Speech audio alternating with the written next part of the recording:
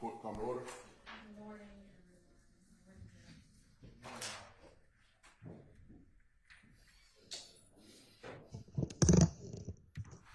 Do we have any matters we need to take up before we get the jury in this morning? Not in state, Your Honor. Okay. Everybody good? Hello, tell me your name. David Howell. Howell? Okay, you've been with us before? Okay, welcome back. All right, are you ready with your next witness? Yes, Your Honor. Okay. The first witness is outside and logging in now. Okay, I will be using that. all right, and is the jury ready?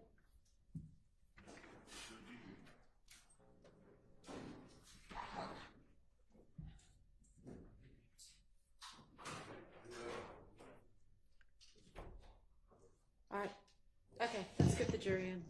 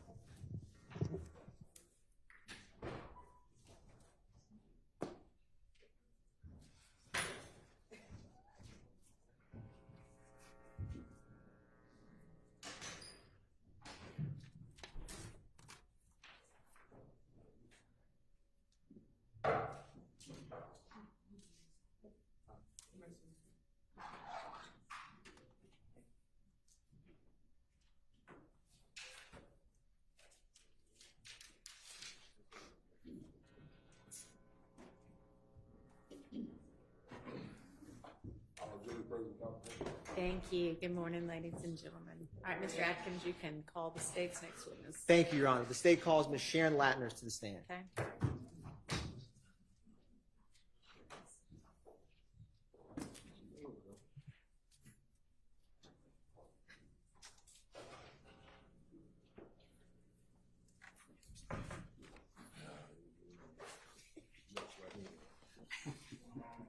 Raise your right hand. You swear first testimony you give the truth, whole truth, nothing but the truth. I do. Have a seat. Spell your first and last name for the court, please.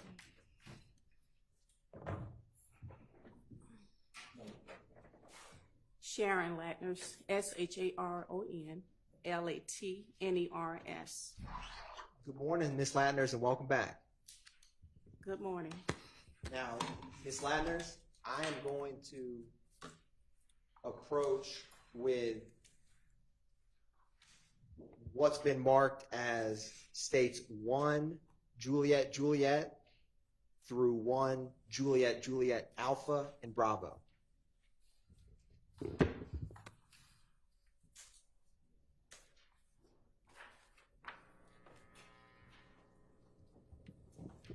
Now, Ms. Latners, if you can take a minute and look through those 3 exhibits and just look up at me when you're ready.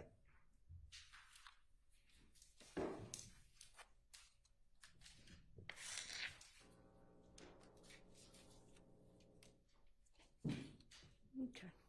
What are those, Ms. Latners? 1 John is CAD report.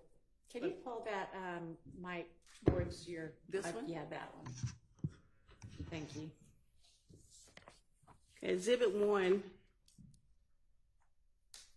John, then 1 John 8 is a copy of the CAD report for the incident.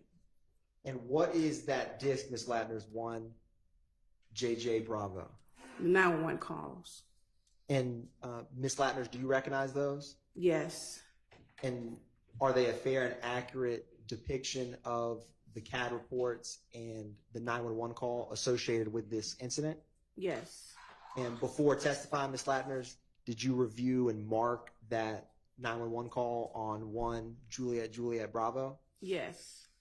Your Honor, at this time, the state moves to admit state's exhibits 1 Juliet and 1 Juliet Alpha and Bravo. They're admitted. Thank you, Your Honor. The state is publishing 1 Juliet.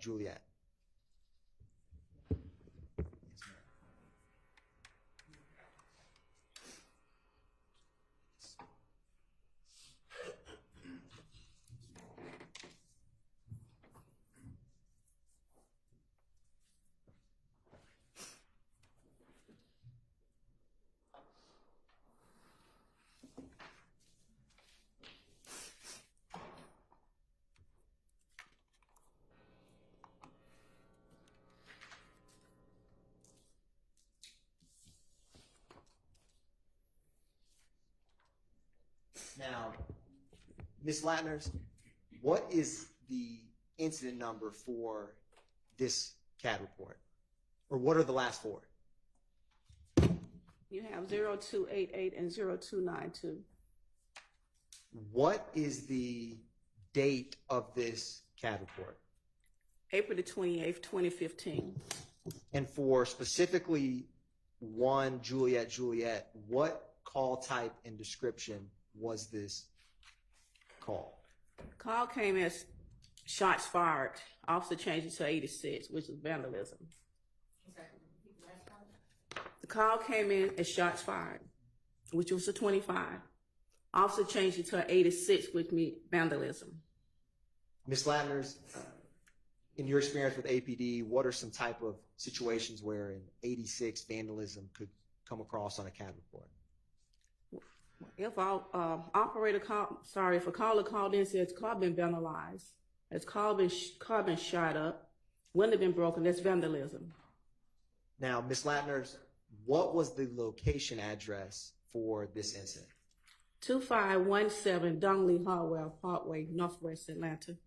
Are you familiar with that location, Ms. Latner's? It's a club over there. That's fair enough. Now, Ms. Latner's, I'm going to publish what's already been admitted as 1 Tango Alpha.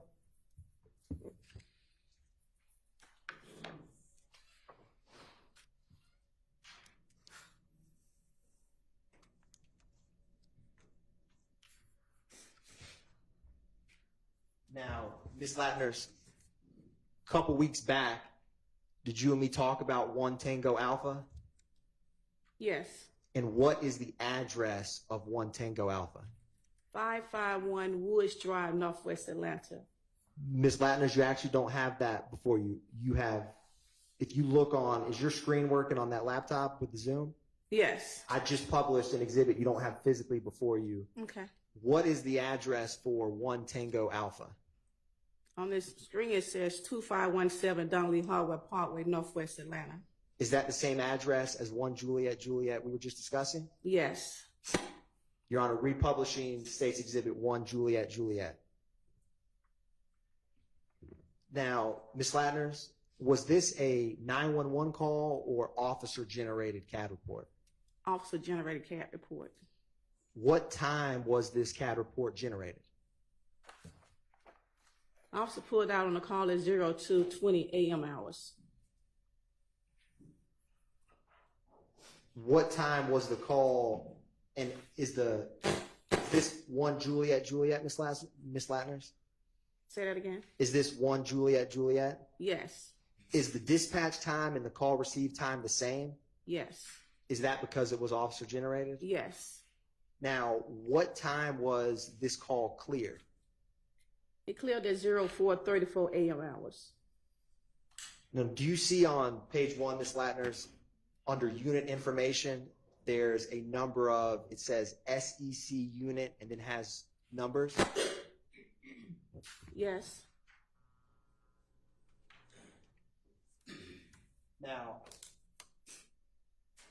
what does that indicate? Well, it looks like a off-duty unit was working at the club. He pulled out. And once he come over there and he said shots fired at the location, most of every unit in that zone 1 is going to go to that location. So that's why you have the different units out there at that location. So do each of those units that have a different number reflect a different officer? Yes. And roughly, is that about how many units do you see listed on page 1? –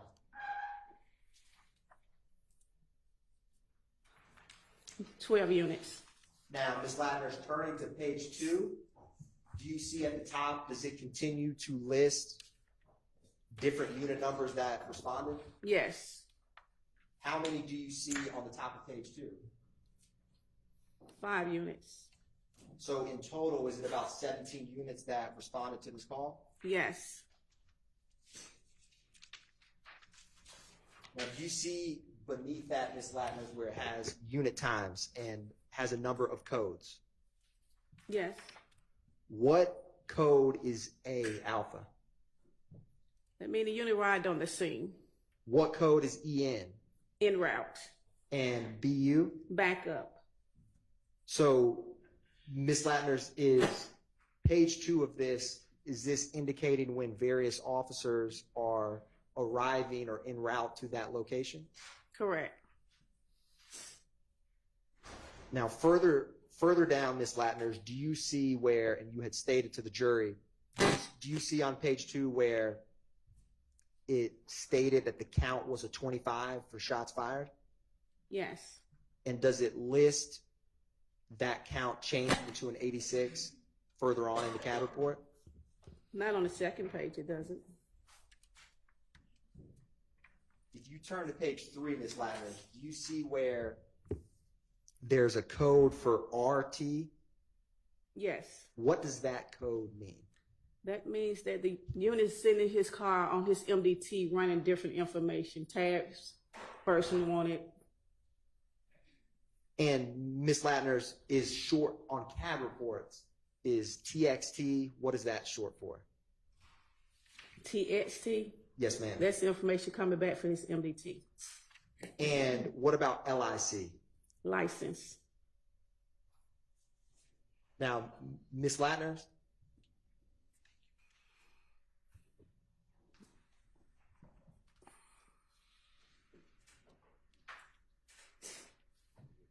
one brief moment, Ms. Latner's.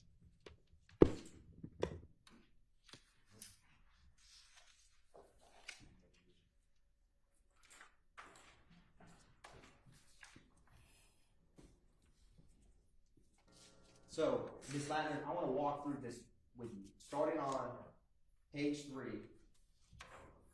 you see the time 2:27:57 a.m. on the top of page 3. 227.50 what? 57. Yes. Can you tell the jury what that indicates? That indicates that the unit is running someone tag. Well, it shows license. I'm sorry, correct. License. And what are the last 4 of that license? 4209. Now, Ms. Latner's a little bit further down at 229:34, kind of in the middle of the page. Do you see the code at 229:34? They're running another license plate. Is that a different last 4 of the license plate? Yes, 7542. And Ms. Latner's kind of towards the bottom of page 3 at 251:57. Do you see that code? Yes. Is that a different last 4 than the previous 2? Yes. Is that another vehicle and license vehicle and license that's being ran? Yes. Now, turning to page 4, Ms. Ladner, do you see at the top, at the time, 3:12:15 a.m.? Okay. What code or what is happening on the CAD report at 3:12:15 a.m.? They're running another license plate, 0994.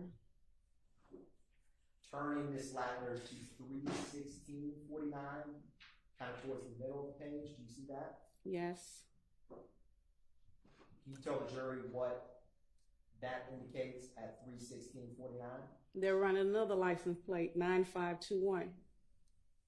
Ms. Ladner's turning to 3:23:49 a.m., kind of towards the bottom of the page. Do you see another code at that time? They run another license plate, 7271. And Ms. Ladner finally at 3:40:57 towards the bottom of the page. What is happening at 3:40:57? They're running another license plate, 9843. Now, Ms. Ladner, is that 7, or how many, is that 7 license plates that you just indicated were reflected in the CAD report? Yes. Do you see the 4th row above the CAD narrative at 4:34:43 a.m.? 434 what? 4:34:43. Yes. What is occurring at 4:34:43? They did a report on each one of those license plates. They put in code 17. What does code 17 mean to pull that in? They did a report for whoever vehicles these are. Now, Ms. Ladner, flipping to page 1 briefly. What time was this case cleared? Cleared at 04:34 a.m. hours. Is that the same time as when you indicated they generated a report on page 4? Yes. What does the code DC mean? That just, DC is distribution. I'm sorry. DC is mean they cleared the call for that 17. Now, Ms. Ladner, do you see a CAD narrative at the bottom on page 4? Yes. What is the first input in that CAD narrative?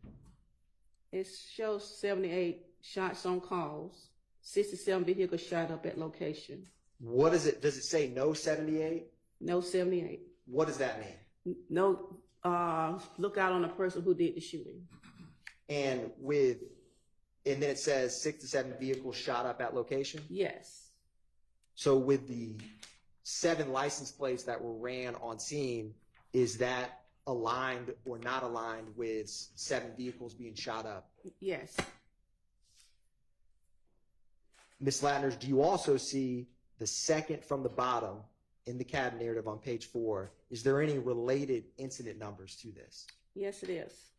What is the last 4 of the related incident number? 0292. And Ms. Ladner's the very last at 3:51:45 when it says M-type 25 to 86. Is that what you were describing of the count changing for the jury? Yes.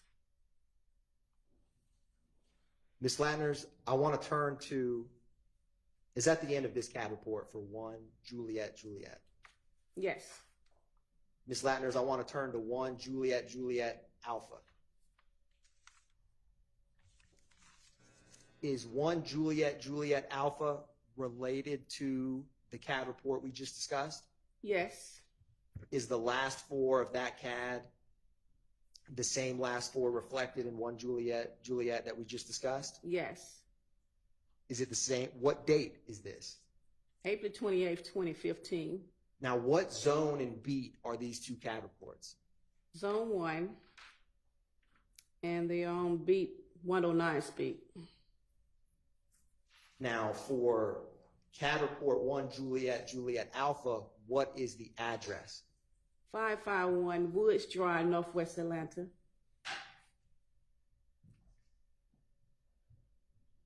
And with the 2 CAD reports being the same zone and the same beat, and Your Honor, publishing 1 Juliet Juliet Alpha, All right.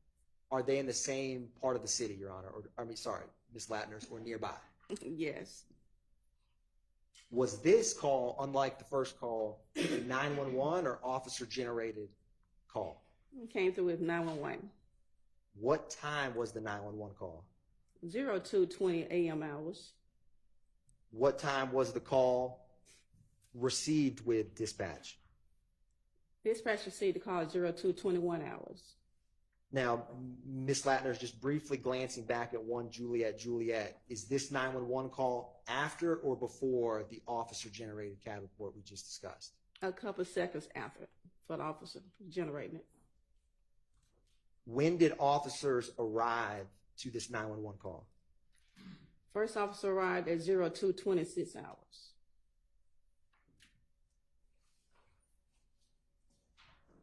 What priority call was this 911 call? A priority 2 call.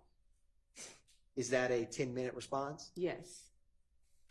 What time was this call cleared?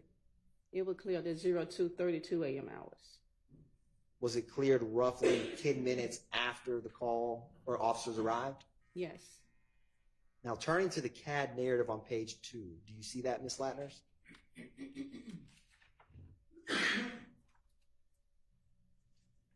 The 4th row from the top at 2:21:28 a.m. Can you tell the jury what that indicates? The call advised the operator they heard about 30 shots in the area. Now, Ms. Latners, the very last input at 2:23:36, does it have a related CAD report? Yes, it does. And is that related CAD report 1 Juliet? Yes. Now, Ms. Latners, I'm going to publish is 1 Juliet Bravo, the 911 call that corresponds with this CAD report? The disc you have before you? Yes. Your Honor, at this time, the state's going to publish 1 Juliet Bravo for the jury.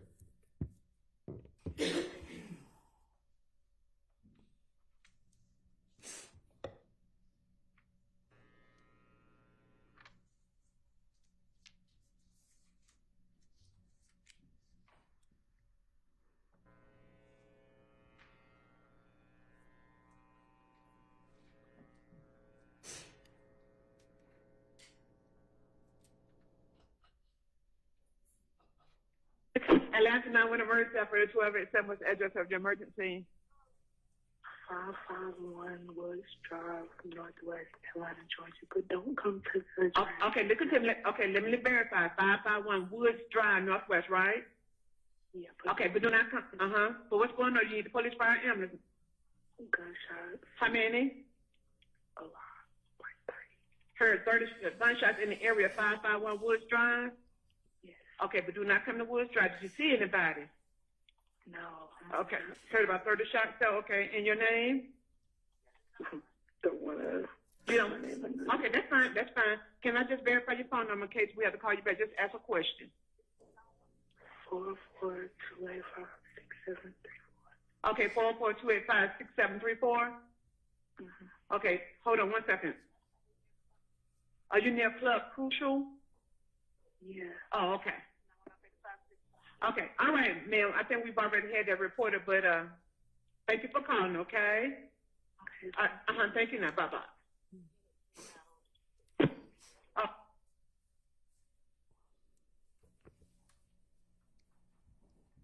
Now, Ms. Latners, I'm going to approach you with what's been marked as 1 kilo through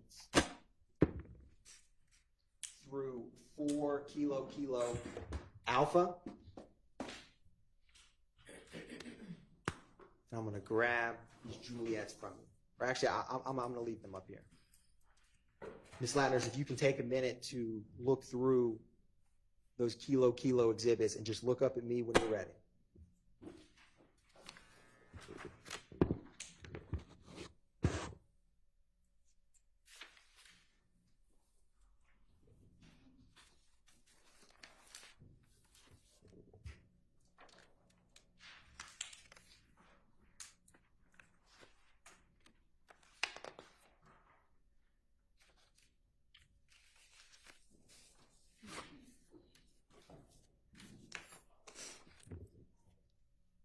Ms. Latners, what are 1 kilo through 4 kilo alpha that I just gave you and you just reviewed?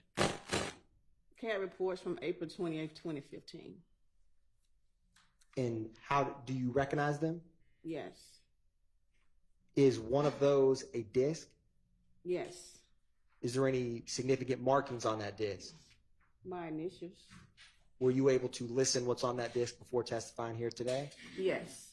And Ms. Latner's are 1 kilo kilo through 4 kilo kilo alpha a fair and accurate depiction of the CAD reports and 911 call for this incident? Yes. Your Honor, at this time, the state moves to introduce into evidence 1 kilo kilo,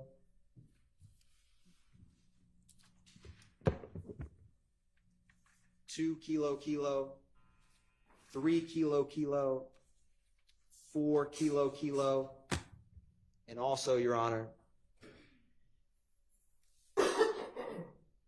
the 1 through 4 kilo kilo alpha. All right, those are admitted. Thank you, Your Honor. Now, Ms. Latner's, in publishing 1 kilo kilo for the jury.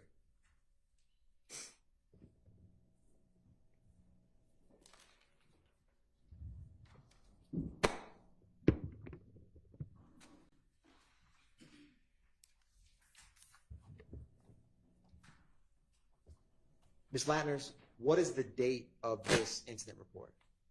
April 28th, 2015. The same date as we just discussed? Yes. What is the location of this call? 1291 MLK Drive, Northwest Atlanta. What type of call was this? Shots fired. What is the zone and beat? Zone 1, 105 speed. And Ms. Latner's, for the record, what is the incident report for 1 kilo kilo? 151180455. Ms. Latner's, was this a officer generated or 911 call? 911 call. What time was this 911 call generated? 0403 a.m. hours. Now, Ms. Latner's, if you glance at 1 Juliet Juliet, is this 911 call after or before those? After.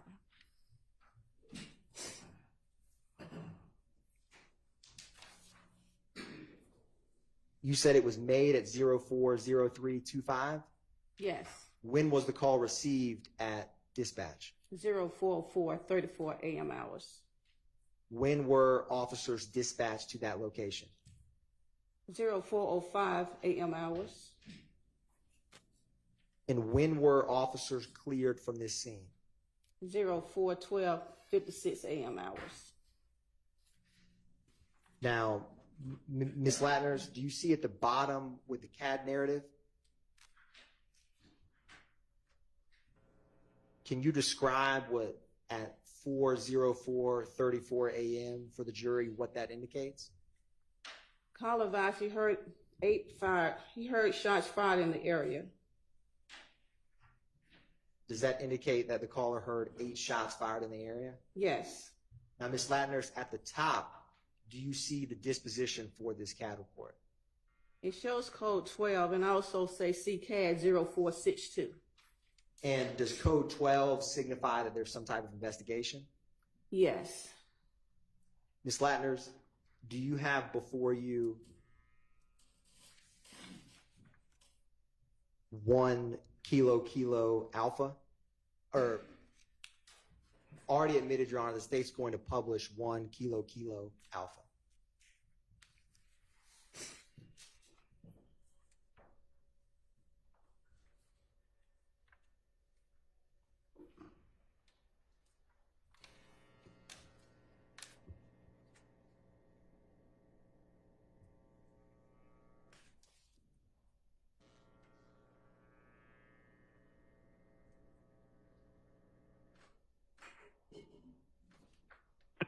Atlanta 911 operator 617, what's the address to your emergency? 1291 Martin Luther King Jr. Drive. Somebody's firing off AKs in the neighborhood. About how many did you hear? I just heard about 17 shots. Did you want to see what the officer when they come out? Nah, I'm asleep, but I mean, dang, it's every night. Okay.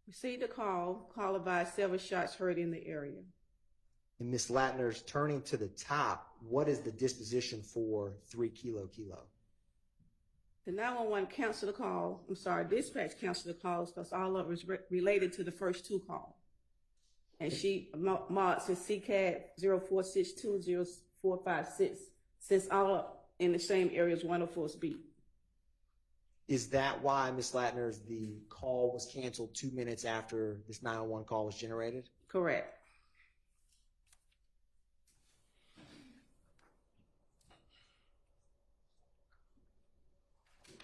Your Honor, publishing what's been marked as 4 kilo. Ms. Latner's looking at 4 kilo. What is the incident number for 4 kilo? 151180462. Is this the 0462 that was referenced in the previous 3 kilo exhibits? Yes. What's the location for this CAD report? 1428 Adele Avenue Southwest. What zone and beat is 1428 Adele Avenue Southwest? Zones 1, 104's beat. Is that the same beaten zone or the neighboring beaten zone for the previous 3 CAD reports? Yes. And what was the source of this CAD report? Was it 911 call or officer generated? 911 call. What time was the 911 call made? 04:05 a.m. hours. What time was the 911 call received by APD dispatch? 04:06 a.m. hours. What time were officers dispatched out to that call? 04:07 a.m. hours. What time was this call cleared?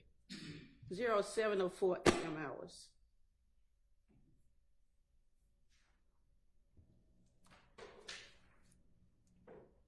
Now, Ms. Latner's, you see on page 1, it has unit information. Yes. Who was the primary unit on this call?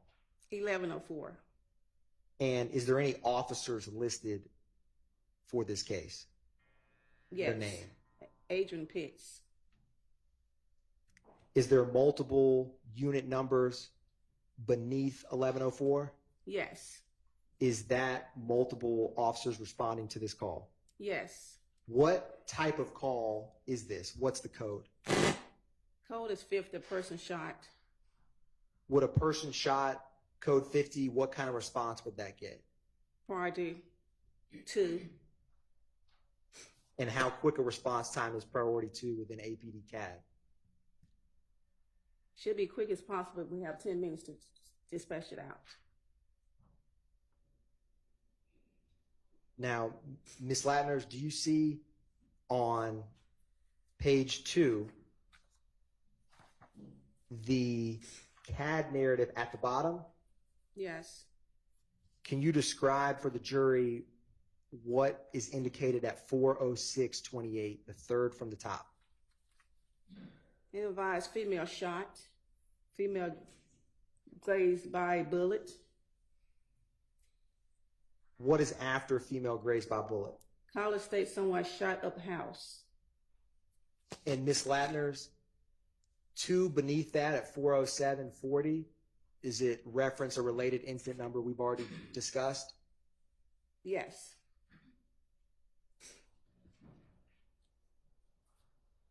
Your Honor, at this time, the state is going to publish 4 kilo alpha for the jury.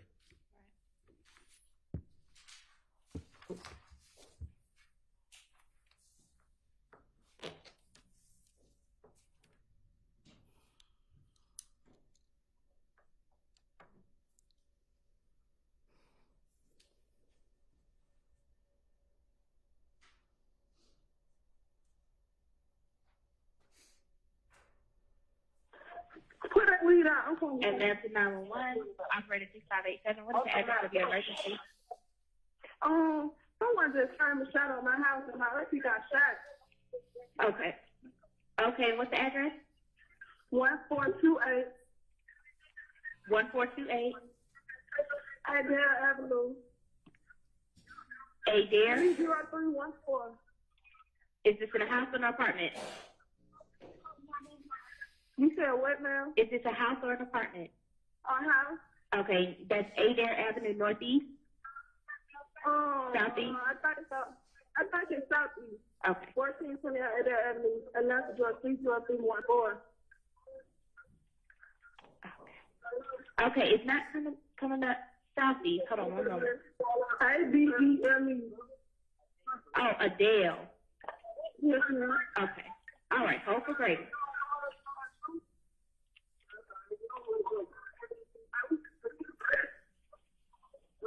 Mama told my clean her.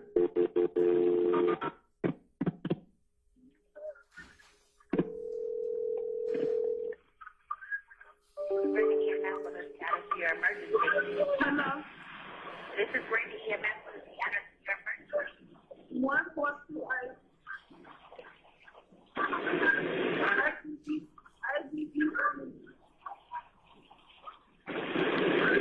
Okay, repeat that one more time. Okay, repeat that.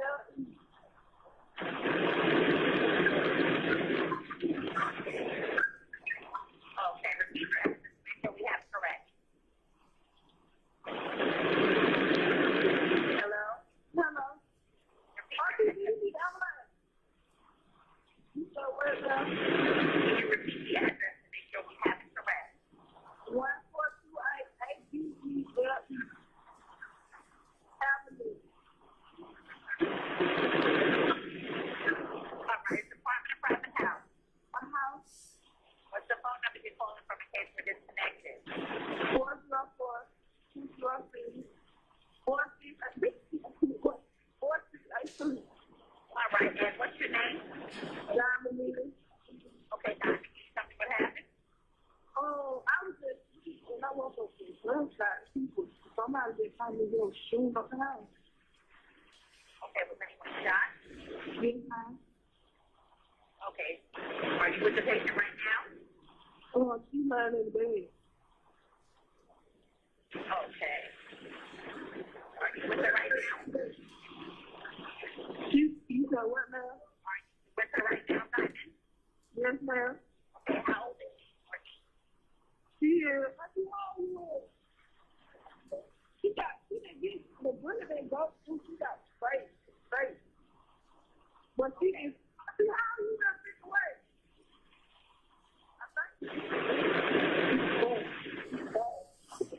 Is she awake? Yes, she is. Is she breathing? You said yes, she breathing. Okay, when did this happen? When did this happen?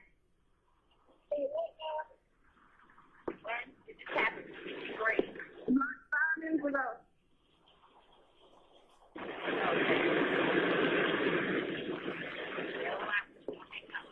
Okay. Okay, and is the assailant still nearby? You said what? The person that was shooting, are they still in the area? Yes, ma'am. That's still in the house with me. Okay, is there any serious bleeding? No, ma'am. Bleeding at all? Yes, she's breathing. The bullet's right here. All right, is she completely alert? You said what, ma'am?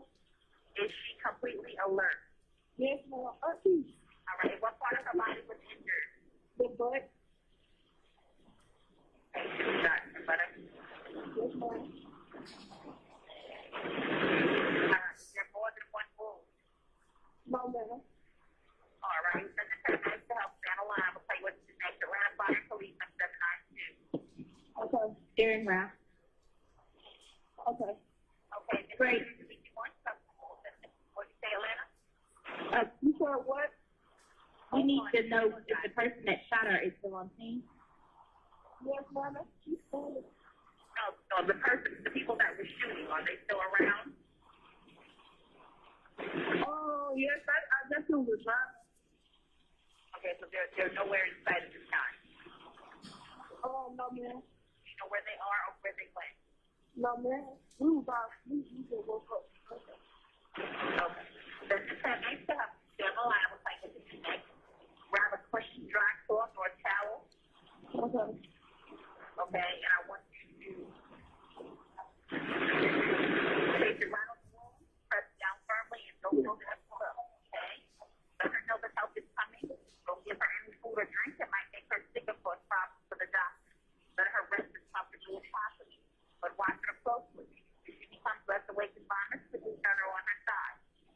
going to be family tests, gather any medications that he's taking, please unlock your door, shut on the outside light, and pass the one to the paramedics. If you don't okay. All the back of further instructions are on the way. Okay, the police is already outside. So let's Okay. Okay, thank you.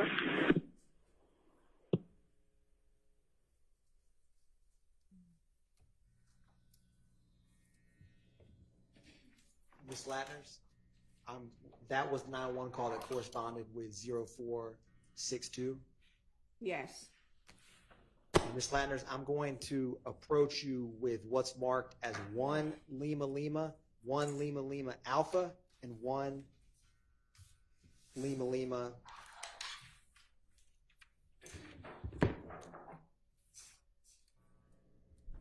Excuse me, and 2 Lima Lima.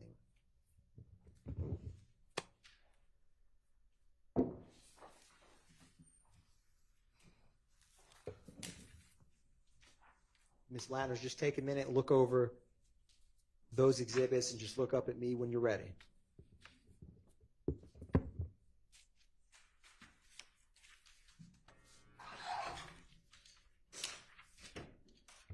Ms. Ladders, what are 1 Lima Lima, 2 Lima Lima, and 1 Lima Lima Alpha? Copy of the CAD report for that incident. Is there also a 911 call associated with those? Yes. And are they a fair and accurate depiction of the 911 call and CAD reports for this incident? Yes. Your Honor, at this time, the state moves to tender into evidence 1 Lima Lima, 1 Lima Lima Alpha, and 2 Lima Lima. You may. I'm going to come grab these, Ms. Latners. I'll be right back.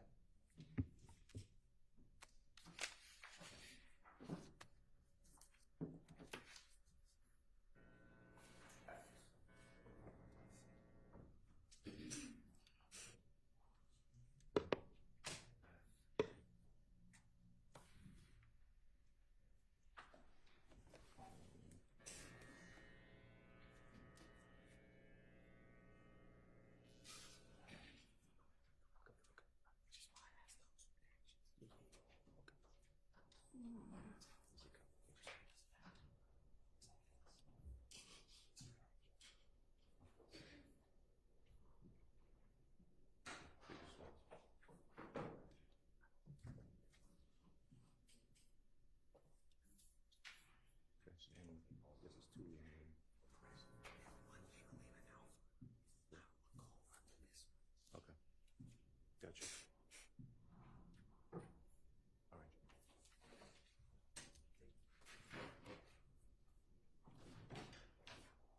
I'm going to give these back to you, Ms. Latners.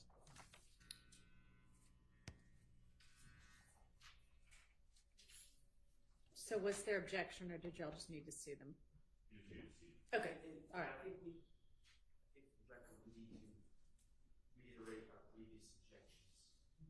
Okay, they're preserved.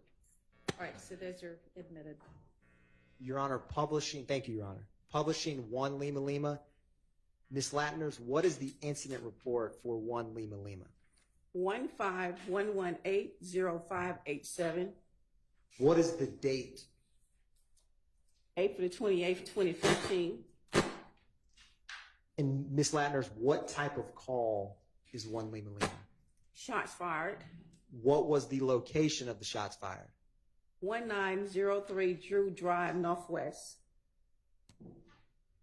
What is the zone and beat for this call? Zone 1, 110 speed. Now, Ms. Latners, was this a 911 call or officer generated? 911 call. What time was this 911 call made? 05:50 a.m. hours. And Ms. Latners, is this after or before the 2517 Donnelly Hollowell 1JJ we discussed? After. Is this after or before the 1428 Adele Drive we just discussed with Kilo Kilo exhibits? After. Ms. Latners, when were officers dispatched to this scene? At 05:53 a.m. hours. When did they arrive? 06:01 a.m. hours. And what time was this call cleared? 06:44 a.m. hours. Now, Ms. Latners, do you see unit information in the middle of page 1? I do. What is the primary unit for this call? 1110s. And what officer is associated with 1110? Sean Hill.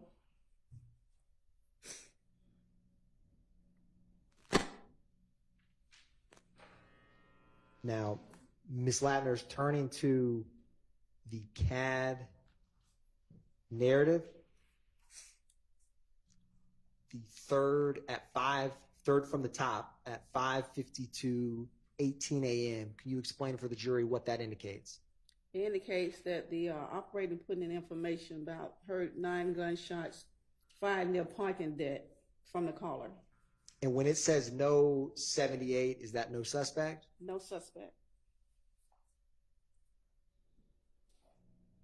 Ms. Latners, turning back to the top, do you see the disposition for this CAD report? Code 12 investigated.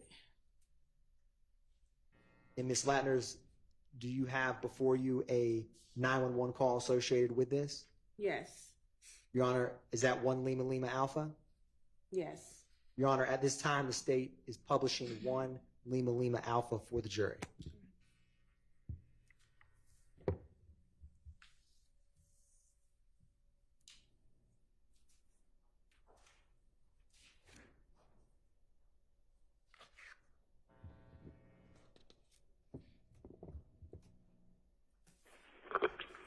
Atlanta 911, operator 6544. What's the address of your emergency? I said 1903 Drew Drive. 1903 Drew Drive. Yes. Do you need police, fire, ambulance at that location? I think it'll be the police. Okay, what's going on there? I just woke up and I just heard about 9 gunshots. Okay, can you tell me which direction you think it's coming from? It came from the parking deck.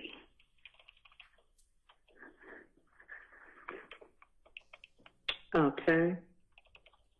And this is an apartment? Yes. What's the name of the apartment? Columbia Crest. Is there a gate code?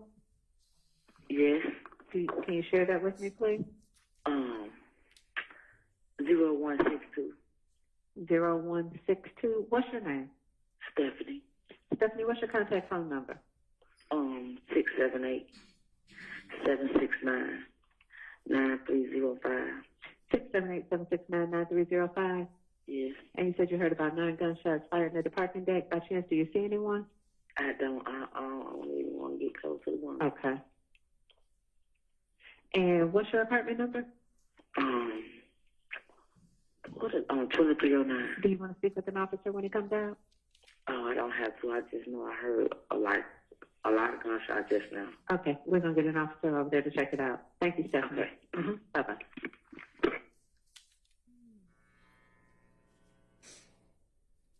Publishing 2 Lima Lima, Your Honor, and Ms. Latners, we're going to talk about 2 Lima Lima.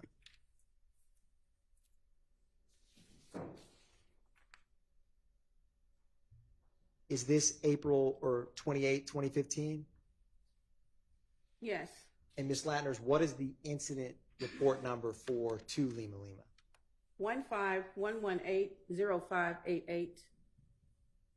How did this call type come in? A 911 call.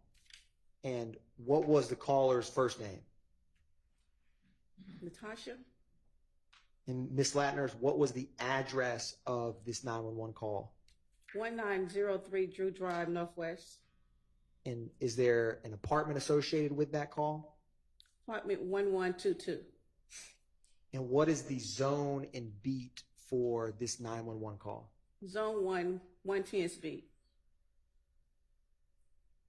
And is this after or before the 1 Lima Lima that we just discussed? After. How close in time is this 911 call to the first? If you look at 1 and 2 Lima Lima. About a minute apart. Now, Ms. Latners, what time did officers get dispatched to this location? 05:55 a.m. hours. What time did they arrive? 06:03 a.m. hours. And what time was this call cleared? 11:16 a.m. hours.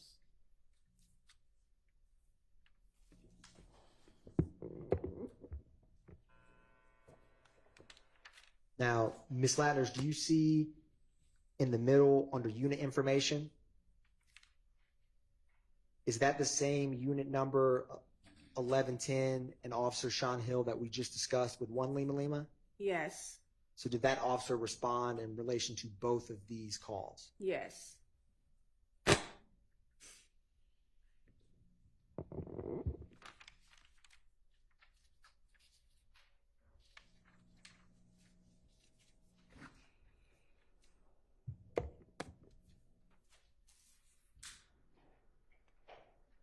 And Ms. Latners, do you see on page 2 at 6:44:05 a.m.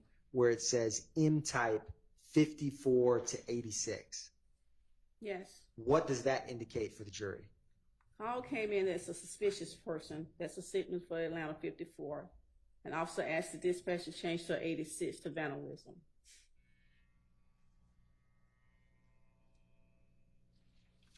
One brief moment, Your Honor.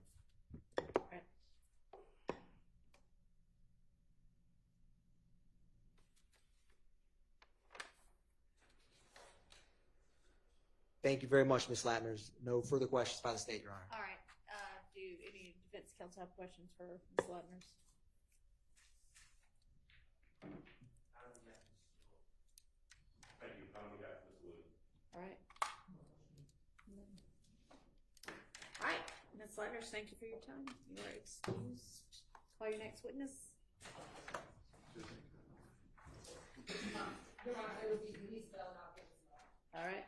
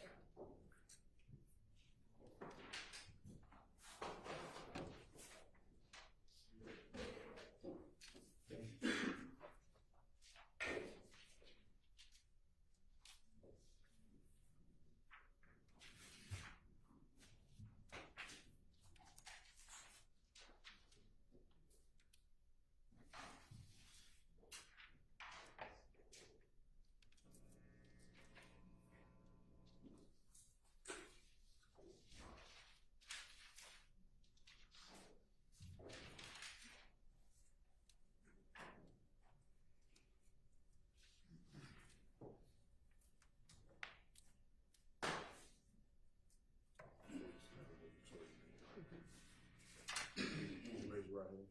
You swear the first testimony you give today the truth, all the truth, nothing but the truth. Have a seat. State and spell your first and last name for the court. Now to the mic, please. My name is Denise Bell. Spell my name D-E-N-I-S-E B-E-L-L. B-E-L-L, yes. Good morning, Ms. Bell. Good morning. How are you? I'm a little nervous. All right. Is there anything we can do to make you a little less nervous? Not really. All right. Ms. Bell, appreciate your honesty. Would you do me a favor and set your purse down by your side? Yes, I can. And I'm standing over here. Would you direct your communication to the jury over here? They need to hear what you're saying, and you need to talk loudly and into the microphone if you can. Okay. Thank you. Ms. Bell, would you tell the jury where you're from originally? I'm from Atlanta, Georgia. All right. Do you have family that lives in Atlanta, Georgia? Yes. Have you lived in Atlanta all your life? Yes. All right. Do you have sisters and brothers? Yes. How many? I'll say 5. All right. Other than me. All right. And one of them Does one of them live at 1428 Adele Avenue? Yes. Have you ever lived at 1428 Adele Avenue? Yes. And is that in Fulton County? Yes. How long did you or has your family, you and your sister, you or your sister lived at 1428 Adele Avenue?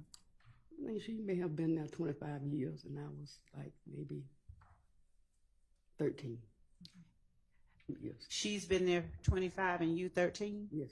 How'd you come to live at 1428 Adele Avenue? That's a good question. Thank you. Some kind of way I had to move from where I was living at, and I asked her, can I come live with her? Okay. And she said yes.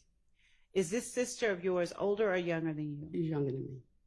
Would you describe for the jury what kind of structure, 1428 Adele Avenue, what kind of house does your sister have? It's a nice family home. Right. Nice family home. Is it a condo, townhome, or a standalone? It's a home. Standalone house, Right. single family? Yes. All right. Is it brick, siding, something else? Brick. All right. How many levels does your sister's house have? I'm going to say 3. And when you walk into the door, just from outside, which level do you enter? You enter on the 2nd level. Okay. And do you or your sister sleep on? Different levels, yes. Okay. Would you describe for the jury, or tell the jury, I'm sorry, who all on April 28, 2015 lived at that house? It had to be my sister, Mhm. one of her daughter, Okay. and me. And you. Would you tell the jury a little about yourself? Do you have children? Yes. How old are they? My oldest will be 48 in next week, and my baby is 47. Did either of your kids live at 1428 Adele Avenue? No. In April? No. All right. Your sister, how many kids does your sister have? She has 4. All right. Would you tell the jury first the name and then the age of the 4 children that your sister had?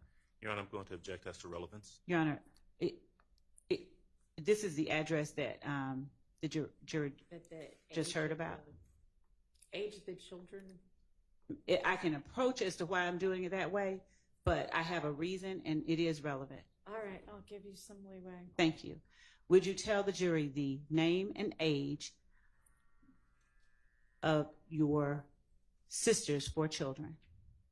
I think the twins, which is Diamond and Daryl, maybe 27 now, And that would have made them, what, 18 in 2015? I suppose. Okay. And what's your sister's oldest child's name? Stacy Adams, and she's 40. She's 40. So she would have been, would she have been 31 in April of 2015? I'm thinking yes. Does your sister have a son, Philip Collins? Yes. Does Philip Collins go by the name Philo? Yes. And would Philip Collins have been around 25 in April 2015? I would say so. Right. Did your other siblings have children? Did your other sisters and brothers, did you Yes. have other nieces and nephews? Yes, I do. All right. Did any of those other nieces and nephews at any time during April 2015 live at the house with you and your sister? No.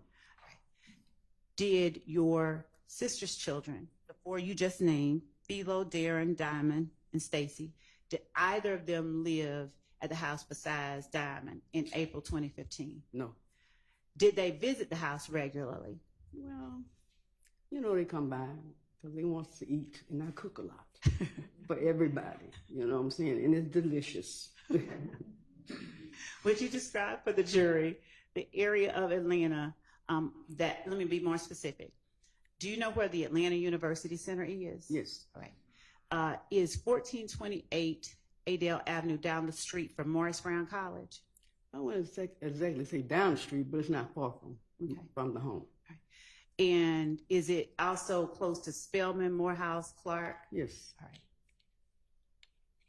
And also, please describe in the best way that you can the neighborhood that 1428 Adele Avenue is. It's a wonderful neighborhood to raise your kids in. You know, it's a wonderful neighborhood. It was not, we felt no danger or anything. It's a nice neighborhood. is it mostly houses like the one you and your sister lived I'm in? going to object as to relevance, Your Honor. Overruled. Does the house itself sit off of Adale Avenue, or is it in a subdivision? Well, it's just a street with houses, you know. How often did your sister's children, either Philo, Darren, or Stacy, visit? Objection as to relevance. There's, Your Honor, I am asking. Sustained. Okay. Asked and answered. Out of all your nieces and nephews, did you have any other nephew who was 18 in April of 2015? No. Okay. And did any of your other nieces and nephews visit your home at 1428 Adale Avenue as often as Cecilia's children did? No. Would Cecilia's children visit at least once a week? Yeah. All right. Oh, but I was trying to be. seeing the relevance of this right now, so you said you would get to it. We are. Okay. Thank you, Judge. Ms. Bell, do you remember April 27th and 28th of 2015? Yes. Why do you remember that date range? That was the day that I was shot. Could you lean into your mic and speak a little louder for this jury? That was the day that I was shot. All right. On that particular day, do you remember what day of the week it was? I want to say a Monday. Okay. It was started Monday but it probably ended up Tuesday morning. All right. And did the day involve anything of note before you got shot? Did anything happen? No, everything was fine. All right. Do you remember who all was at the house that Monday? I'm gonna say, I guess, it's me, Cecilia, and her daughter. All right. Did you all have any kind of concerns for your safety that day? Not at all. All right. Do you remember about what time you turned in for the evening? Well, I usually go to bed kind of late. What's late for you? I'm gonna say 12:30, somewhere like that. And was that particular night any different than any other? Did you go to bed about 12:30? Yes. All right. Were any of your nieces or nephews visiting at that time that you went to bed? No. Would you describe for the jury where inside the house your bedroom was? I'm gonna say, like from this desk to that door. The door at the back of the courtroom? Yeah, that door. All right. And so would the door represent the front door of the house? No. All right. What does the door represent as far as the house goes? This would represent the front door. This would be the front door. Okay. And so with where you are being the front door, the back door is your room? I wouldn't say, no, not the back door. No, I mean the back door of the courtroom. Yes. All right. Was there a straight shot from your room to the front door? Yes. Did anybody else stay or sleep on that same level with you? I think her daughter. All right. And where did your sister sleep? She slept upstairs. Okay. Now, at the time you went to bed, describe from the time you went to bed to the time you remember something happening. Well, we really didn't do anything, but sometimes we sit up and talk, stuff like that. But we really didn't do anything. I might have had a drink or two before we went to bed, but other than that, other than that. What was your drink of choice? Vodka. All right. Did you have it in the kitchen or did you have it in your room? I had it in my room. All right. Was it next to your bed? Yes. On the floor? Yes. All right. So tell the jury, once you went to bed, if you got up at any point before 6 a.m. What do you remember happening from the time you went to bed? Oh, well, the time I went to bed, anything really happened. Okay. Until the doorbell rang. All right. When the doorbell rang, what'd you do? I answered the door. All right. Do you remember about how many people were at the door? No, I don't. All Was it family or strangers that were at the door? Well, I would say family because I wouldn't open the door at 3 o'clock in the morning for a stranger. Fair enough. Was your sister's 18-year-old son one of the people that was at the door? It had to be a sibling, yes. Yes, it was. Okay. And were the other people with your nephew older, younger, or around the same age? Okay. I don't know them. Didn't know them. I didn't even see them. Okay. Your Honor, excuse me, I'm sorry. Could I have the witness pull the microphone a little bit closer, please? Yeah, I don't know if it, Your Honor, actually, the problem is it doesn't move, it's stuck to the I mean, maybe I need to move a little closer. Okay. I think that this one has.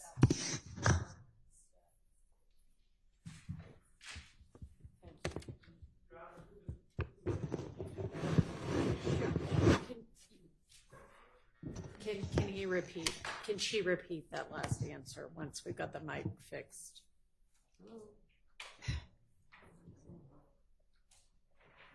Try the one on the. Well, that one's plugged in. Anybody have a mic they can donate for a minute? I'll give her mine.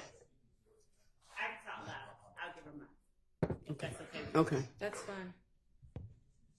Miss Bell, I'm going to give you my microphone, and if you could just lean into my microphone, and I'll move these back just so we don't have feedback. All right, why don't you push that mic down towards her mouth? Yes. I'm a light speaker. I used to didn't be, but I am now. All right, and ask that last question so they can hear the answer. Thank you, Judge. Miss Bell, when you heard the doorbell ring at 3:30 in the morning, and you said your 18-year-old nephew came in, did you see the people who were with your nephew? Not recognizing, just did you see anybody else with him? It may have been, but I didn't pay any attention because once I opened the door and it was somebody that I recognized, I just walked away. I walked away from the door. I didn't really pay any attention. I just walked. It's 3 o'clock in the morning. I'm asleep. You know what I'm saying? So I didn't really pay any attention. Did the demeanor of your 18-year-old nephew or any of the people who were coming in cause you any concern? No. Did they were they being loud or rowdy or anything like that? No. Did they in any way appear angry? No. Do you know or did you recognize what they did once you let them in the house? No. Now, do you like guns? No. Do you make it known to your nephews and nieces you don't like guns? Yes. Do they respect you enough to respect the fact that you don't like guns? Yes. All right. So on this statement, it's 3:30 in the morning. Was the previous morning was the previous day the Monday, or are we now in a Monday? The previous day was Monday. So if it's this 3:30 Tuesday morning, Yes. did you see any guns in the hands of anybody that you let in the house at 3:30? No. Do you remember what anybody was wearing? No. Was there any room on the level that they came into that you saw them go in the direction of? I didn't pay any attention. Tell the jury what you did once you let them in the house. I went back to my bedroom. How far was your bedroom from where you parted ways with them? Oh, I guess a few feet. Did you hear anything from them, like anything? Nothing. Were you close enough to have heard if they had been arguing or anything? No. Were you close enough if they had been arguing to have heard it? I would have heard it. All right. Tell the jury once you got back to your room what you did. I stepped in my room, and by my alcohol being next to my bed, I figured I'd take a drink. But I didn't get a chance to do that. Why? Because gunfire rang out. And by then, I was hit. I was hit. What did you say right before you were hit? I picked up the ball, and then I put it back down because I was hit. Did you hear anything before you were hit? I just probably heard a gunfire, but nothing else. When you say you were hit, what do you mean? I was hit by a bullet. I was shot. I just said I was hit and still shot. Did you immediately know you had been shot? Yes. What happened? How did you feel it? Tell the jury what that was. Well, actually, I didn't really feel any pain at that time. I was very scared, and I looked into my hallway, which is right my bedroom, the hallway right at my bedroom. So when I turned my back and looked around, the police was already there. Do you have any idea how long it took you to gather yourself and look around and see the police? I really didn't have any time. Did you see when you realized you'd been shot, were you able to see if there were any holes in the house for a bullet to have come through? Like, did you see where it came through? It came through my wall. Through your what? My wall.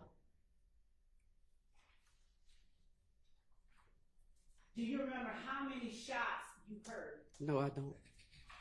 Did you hear more than one? Yes. Do you remember what they sounded like?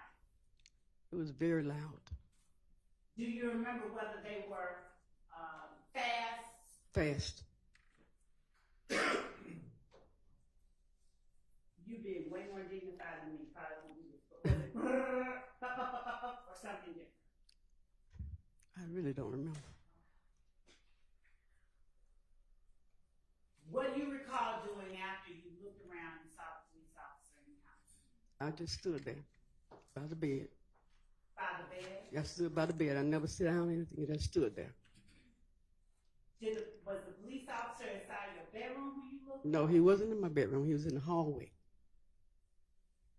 Do you recall saying anything? No, I didn't say anything to him. Do you remember who all was in the house at that moment where you noticed the police was in the house? No. Did you have any idea where your nephew and your nephew's friends were? No. What about your sister? She actually didn't even really see anything or hear anything. Without talking about what she may have seen or heard, I mean where she was. Oh, she was upstairs in her bedroom asleep. Did she come down at any point and join you in yours? No. Did you see her interacting with the police? I don't recall. I didn't see that. Tell the jury the next things you remember happening. I remember the ambulance came and they put me on the gurney. Okay. And they prepped me as they taking me out the house. Once I was in the ambulance, I really did not know how serious the injuries were. You know what I'm saying? I just didn't really feel any pain until I was operated on. The pain was so excruciating that I wouldn't wish it on nobody. Were you in the hospital one more time? I might have been in the hospital maybe a month and a half. Ms. Bell, would you tell the jury if your neighborhood that you lived in on 1420 A.L. Avenue was a neighborhood where younger, or you noticed your neighbors were? No younger people. No younger people. Most of the residents there were older people. They had already been there for many years. 40 or older, 30 or older? They was older than that. Did you notice whether any of them had kids that came often that you saw? No. Ms. Bell, I'm going to show you what has been marked as State's Exhibit 5KK, and forgive me for not knowing the military. Kilo, 5 kilo, through 9 kilo, and a copy Mr. Brown is providing to the defense for them to look at while you're taking a look at 5 kilo through 9 kilo. And just tell me if you recognize the area depicted in these photographs. Looking starting at 5 kilo right here. Do you see 1420 at Dale Avenue? Yes. Is that a fair and accurate representation in 5 kilo of what you and your sister's home look like Yes. in 2015? Yes. What about 6 kilo? Are you able to see the house in that? Yes. Yes. in 2015. Looking at 7, 8, and 9 kilo. Do you see 1428 Adele Avenue in each of these photographs? Not in this one. Okay. What, and this one is 8 kilo? Yes. All right. What about 7 kilo? Do you see y'all's house in that? Yes. Does it look like it did in 2015 and 8? Yes. What about in 9 kilo? Yes. Now, do you see Adele Avenue in 8 kilo? No. So,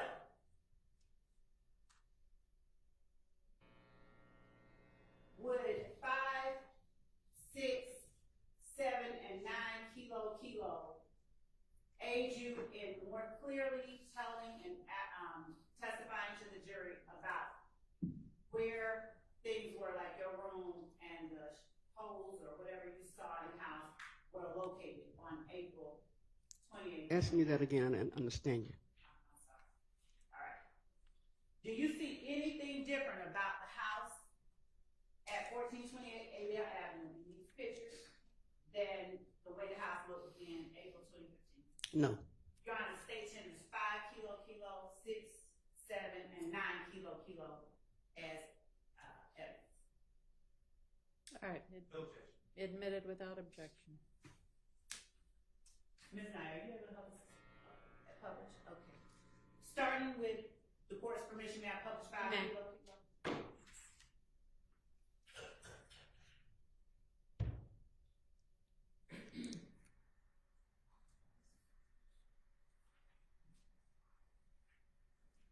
And Ms. Bell, it's going to come up on screen in front of you in one time in just a minute. Okay. And we're just going to move 5. All right.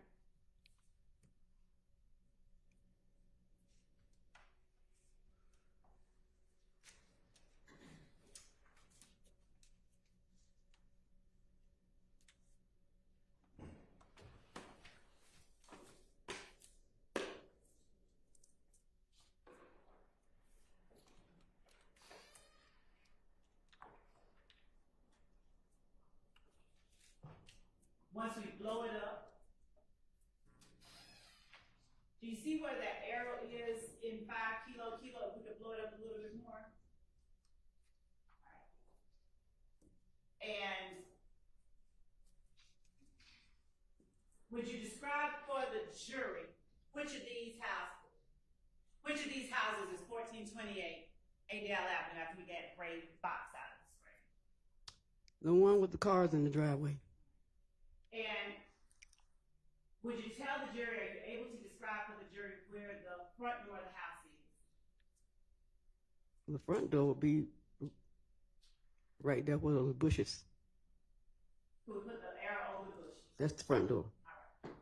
And is that the door or is it a different door that you answered at 3:30? That's the door. And does that door face Adele Avenue? Yes. In relation to that door, would you describe which side of the house your room was on? Straight. Straight through. ahead? Yes. Were you ever able to see how many bullet holes ended up being in y'all's house that day? I wouldn't say I seen it that day. I mean, later on, were you able to see how many bullet holes? Yes. Approximately how many did you see? I never counted them. Was it more than 3? Yes. Do you know if it got up to as many as 10? I'm not sure. Do you know if that house had any bullet holes in it before? No, ma'am. that day? Can I have a tissue? Yes, ma'am. I'm sorry. Thank you.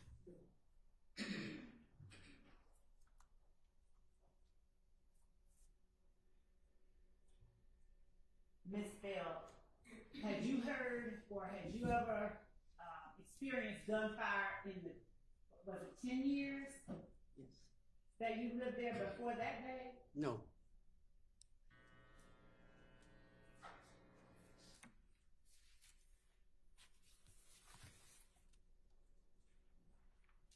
Did you know, or did you call 911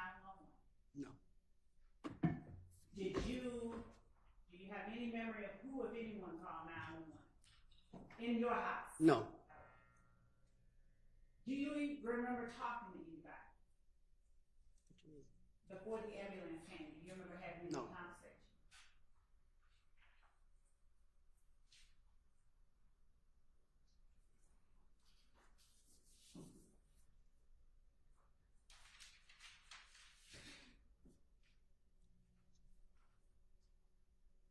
The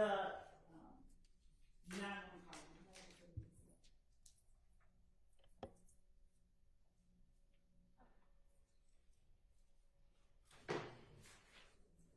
And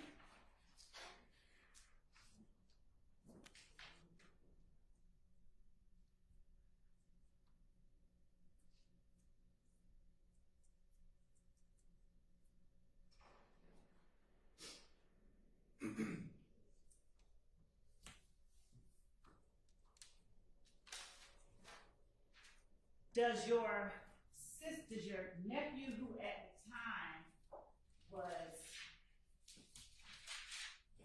25, at the time in April 2015, did he have a child himself? Yes. Did you know the mother of your 25-year-old nephew's child? And by no, I don't mean like had a relationship with her, I mean, did you know who she was? I may have seen her. Did she live, did you know where she lived? No. In April? Had you ever visited her No. house? Do you know if she lived in an apartment house like y'all's or something different? I'm not sure. Are you at all familiar with Drew Drive? Yes. How are you familiar with Drew Drive? Well, everybody knows the old Perry home. It's the old Perry home. And had you ever driven or gone to that area generally? No. All right. Do you have any idea how far it was from where you lived on Adele? No. Do you know whether your nephew's child's mother lived? Objection, Your Honor. Ask answers. She already said she didn't know her. Overruled as to that. Do you know whether your 25-year-old nephew's child's mother lived in that area?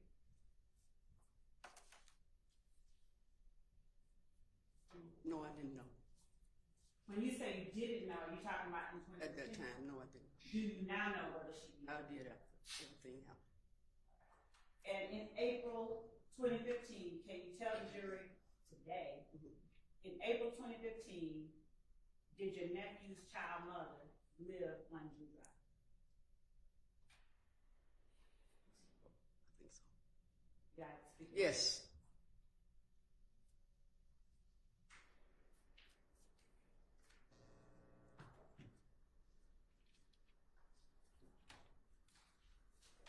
Did you drive at that time? No.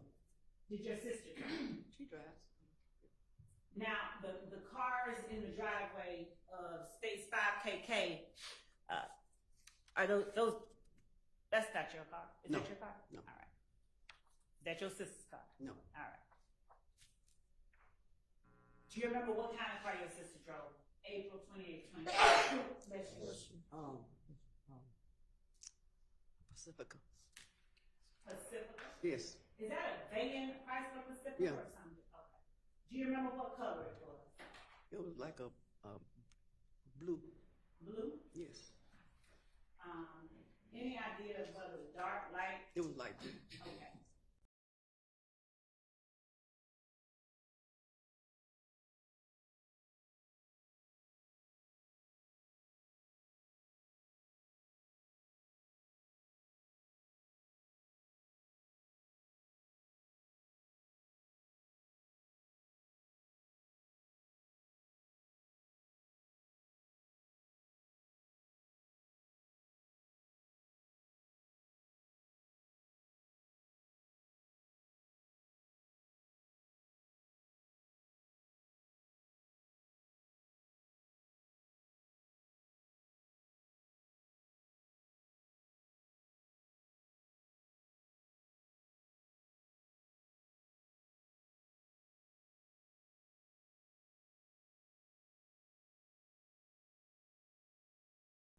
picture window, what you call a picture window. That's old, but it was a picture window in my bedroom wall. Do I have, is a picture window like over the sink in the kitchen or something? No, the picture window, the first window, First window. at the front door. Thank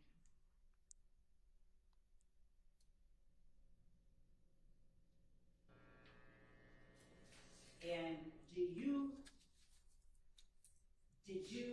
at all ever see who it was that fired those rounds in y'all's house? No, I didn't. Just 1 second, Ms. Bell, I appreciate you.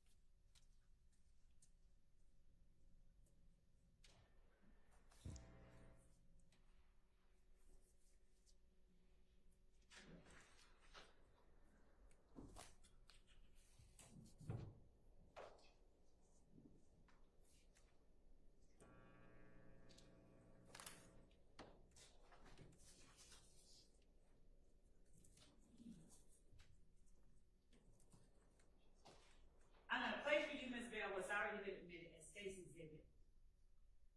4 KK, 4 kilo alpha. And if you could tell me if you recognize the voice of the person speaking first after the option.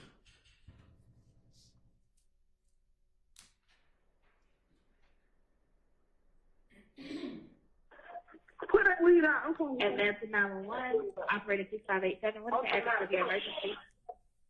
Someone just turned a shot on my house and my auntie got shot. Okay. And stopping at 14 seconds in. Do you, without saying any names, do you recognize the voice of the person? I think that's my niece. The niece that lived with you? No. Okay, a different niece? Yes. Whose child was that niece? Oh, wait, let me take that back. I'm not sure. He sounded alike. What? All right, we're gonna play a little bit more. She said, Okay? okay, let me hear it again. She said, Yes, keep playing. Okay, what's the address? 1428 1428. Adele Avenue. I recognize the voice. You nod your head, so we can pause. Is that the niece that lived with you or just The niece to deal with me. All right. Thank you so much, Ms. Bell. Just 1 minute. I think that's all I have right now. Thank you. All right, do any of the defense attorneys have questions for this witness? On behalf of Ms. Williams, we have no questions. I don't have any questions. Anybody? All right, Ms. Bell, thank you for your time, and you are excused. Okay, thank you. We need a break? Okay, let's take a restroom convenience break. And y'all have your next witness lined up, okay?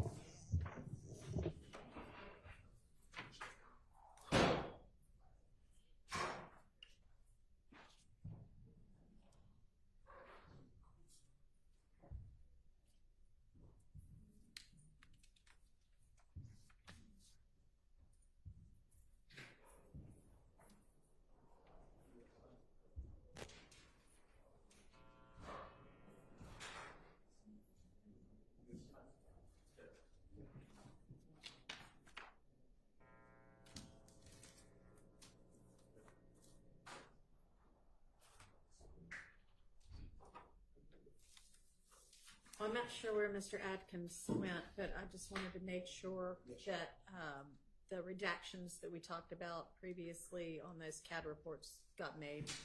I will forward the information up. So talk to Mr. Atkins about that, since those were exhibits he used. Yes, Your Honor. All right. Anything else? Ma'am? Did somebody else say something? Okay. All right. Let's take our recess. Be back whenever the jury's back. 10 minutes or so. I'm approaching to give you this and see if they got admitted. Okay.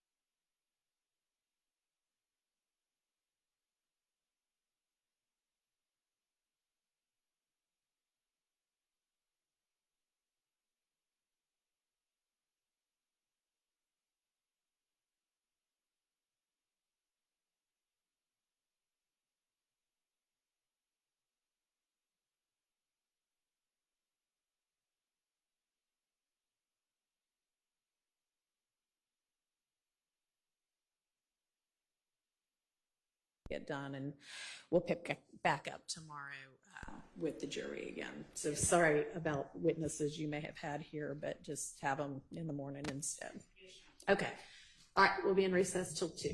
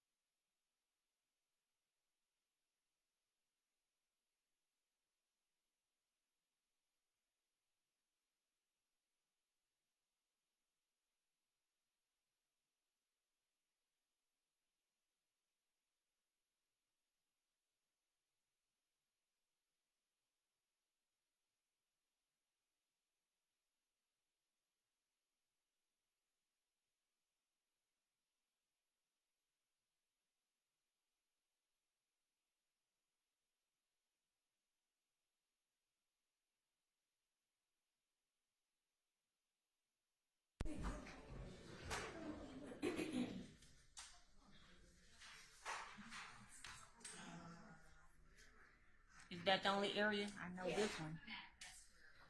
Okay.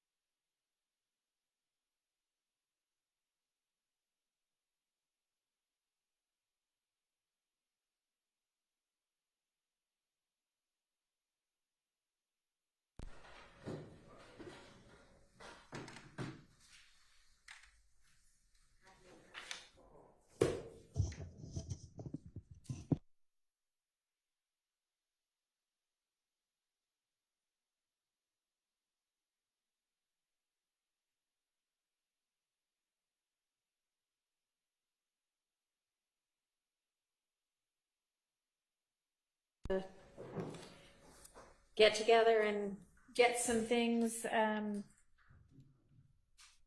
settled to get on the same page with exhibits and things? Do we have any kind of...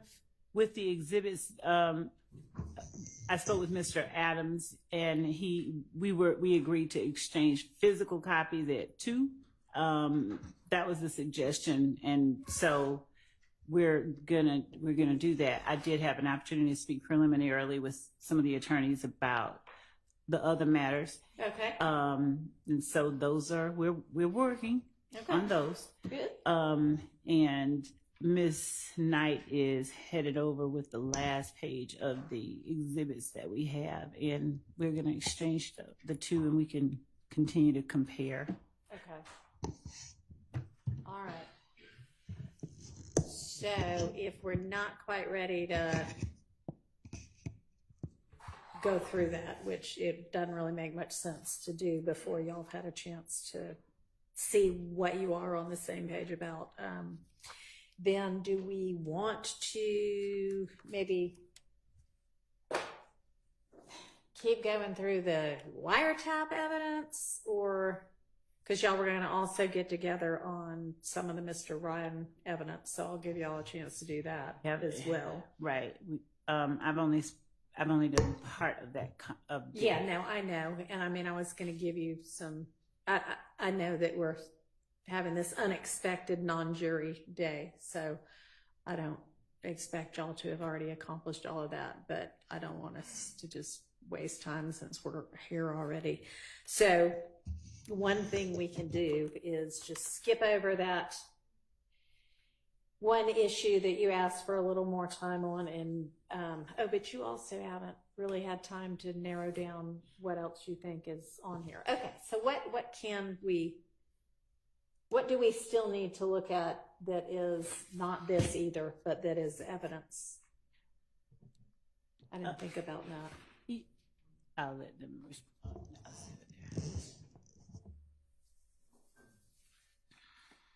I'm listening. When you said not this either, what is Oh, sorry. So the list of all of the various parts of the wiretaps that the state wanted to introduce. Remember yesterday I encouraged them to further narrow that down, and obviously they haven't had a chance to do that yet either, so I don't want us to go over things that we might not ultimately need to be discussing. I'm just putting this on the radar. I don't have any anticipation that the state is ready to do this today, but I'm just, for my periodic reminder, there's issues with my client's cell phone was extracted, and there's issues with any texts or any information extracted from my client's cell phone. That was in 2022, so that's involving the Shamal drinks case. I brought that up a couple of times, and the state said that they're going to identify those items. They haven't yet. I'm not complaining. I'm just trying to replace that on the radar for some later time. Okay.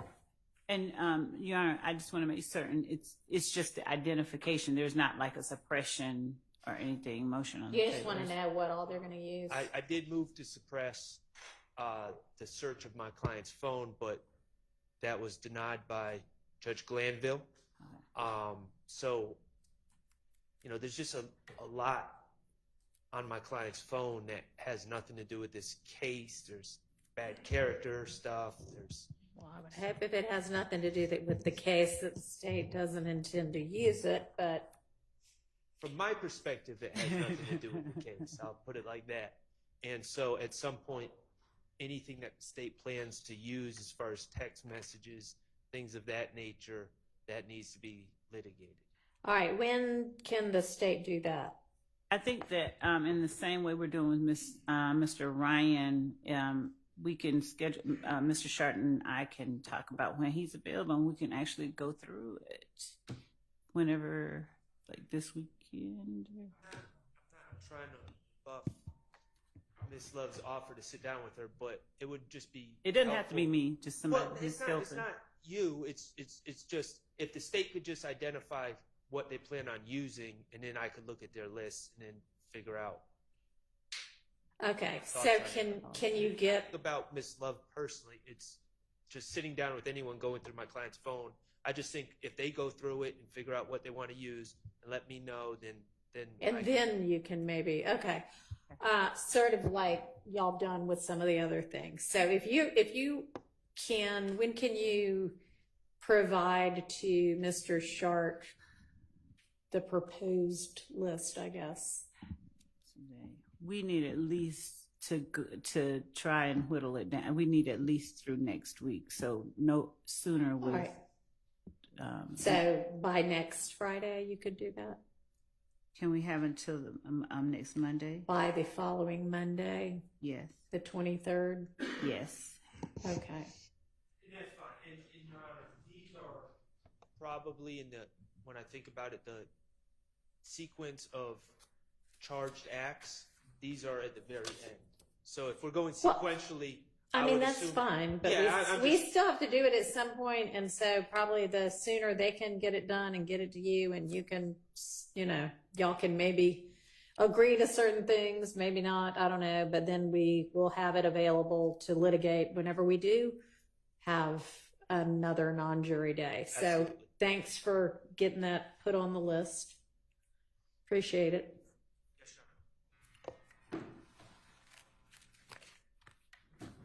What else are we going to still need to look at? What other kind of buckets of evidence that we haven't discussed yet? Got the wiretap, phones.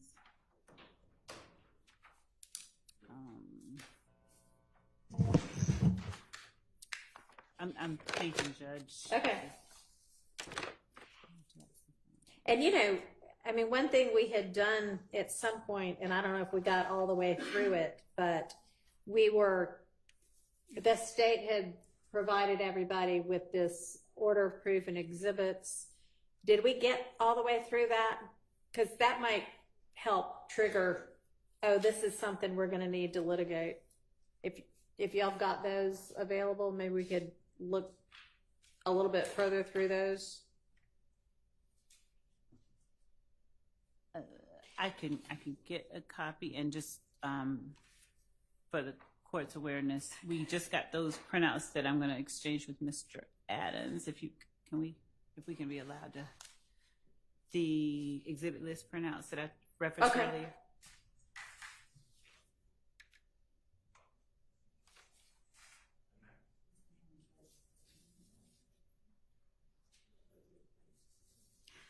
Yeah, I don't think we'd gone all the way through this.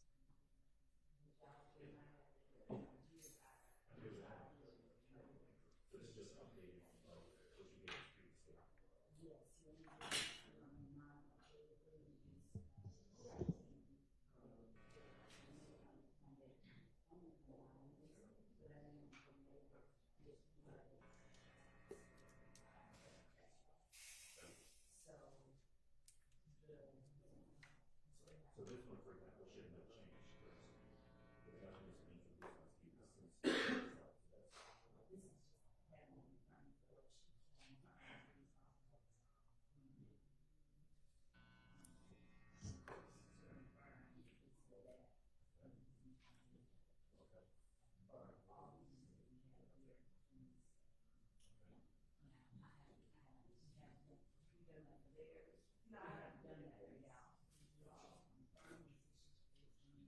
No, this is confirmed. This is we move back. This is an up-to-date list because either introduced, identified, submitted, tendered, years. This is up-to-date, correct?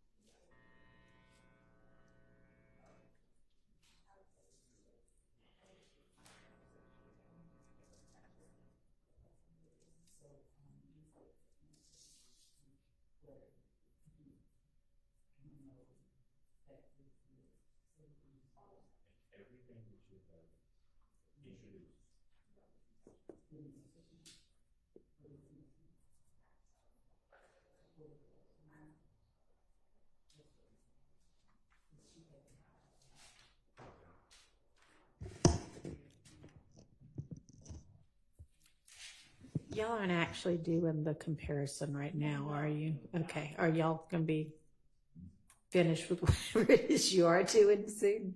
Okay.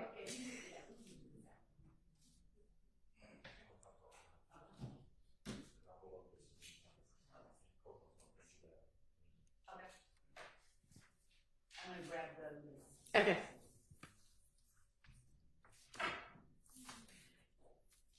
So if everybody has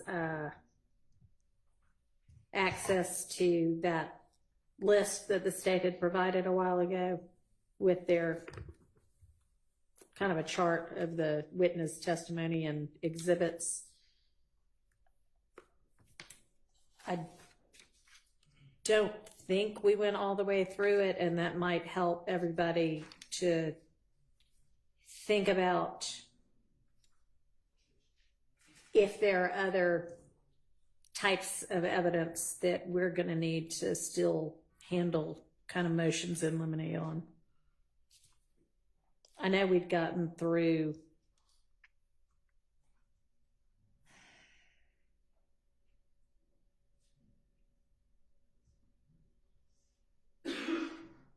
at least proposed witness 24, maybe 26, but I don't know if we'd gotten much further than that.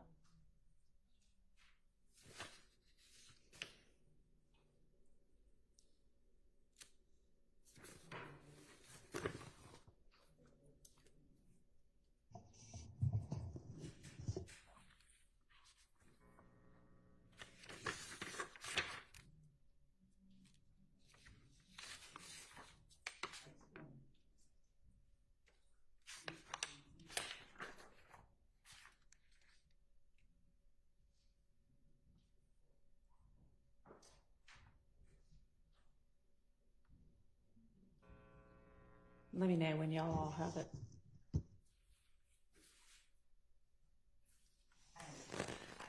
Okay. So if we're on page 6 at the top with Turner, I would assume y'all have seen all the crime scene photos. Do y'all know, do you, the state, know which ones you're intending to use? So, page 6. I mean, have y'all gotten together on things like that? Like, okay, here are the 25 or 10 or whatever crime scene photos that are going to be used with crime scene tech Turner and. I don't believe that our team has gotten with the defense on those. Okay. There is we have been, and we advised them that we have been told since 2022, I think, that there was a set of photos from Adele Avenue that we didn't have. They said it was lost in the hack. We have been persistent, and Mr. Brown has somehow or another gotten somebody to put their hands on a flash drive that has photos in it that he received this morning from APD. We have the emails from between all of us requesting that they go find some physical copies. We brought this to the court and defense's attention several weeks, maybe a couple of months back, that we didn't have them. They said they didn't have them, and but we just kept asking, and somehow somebody found a flash drive. That happens sometimes. I can't make it up, but he has them, and I don't know that he's sent copies of them, but we can have copies brought over. That's just a matter that, since we're in the middle of that, I think they need to have and see. Okay. And so we'll bring that over as well if it's not already been sent over via a link. It may have been sent over via a Dropbox link. Okay. But we've not yet gone over the individual pictures and told the defense which ones we will and will not use. I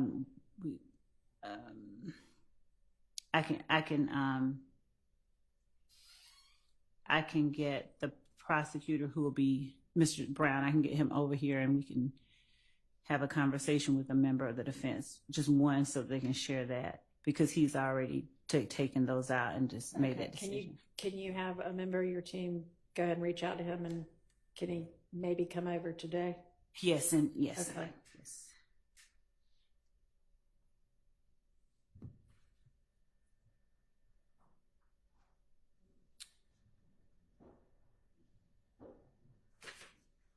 And we honestly may not have gone witness by witness up to page 6. So if you look back and see something on the first 5 pages that we haven't covered yet that y'all feel needs to get litigated, let me know.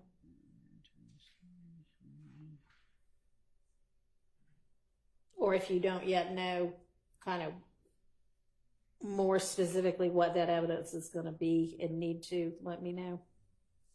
Okay. I'm reviewing that now.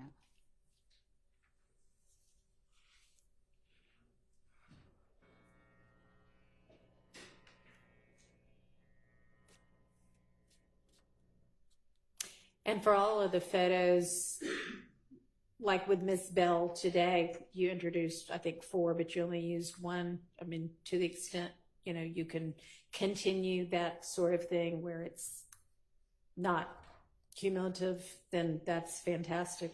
Okay. Thank you for doing that. Yes, you're welcome. Thank you.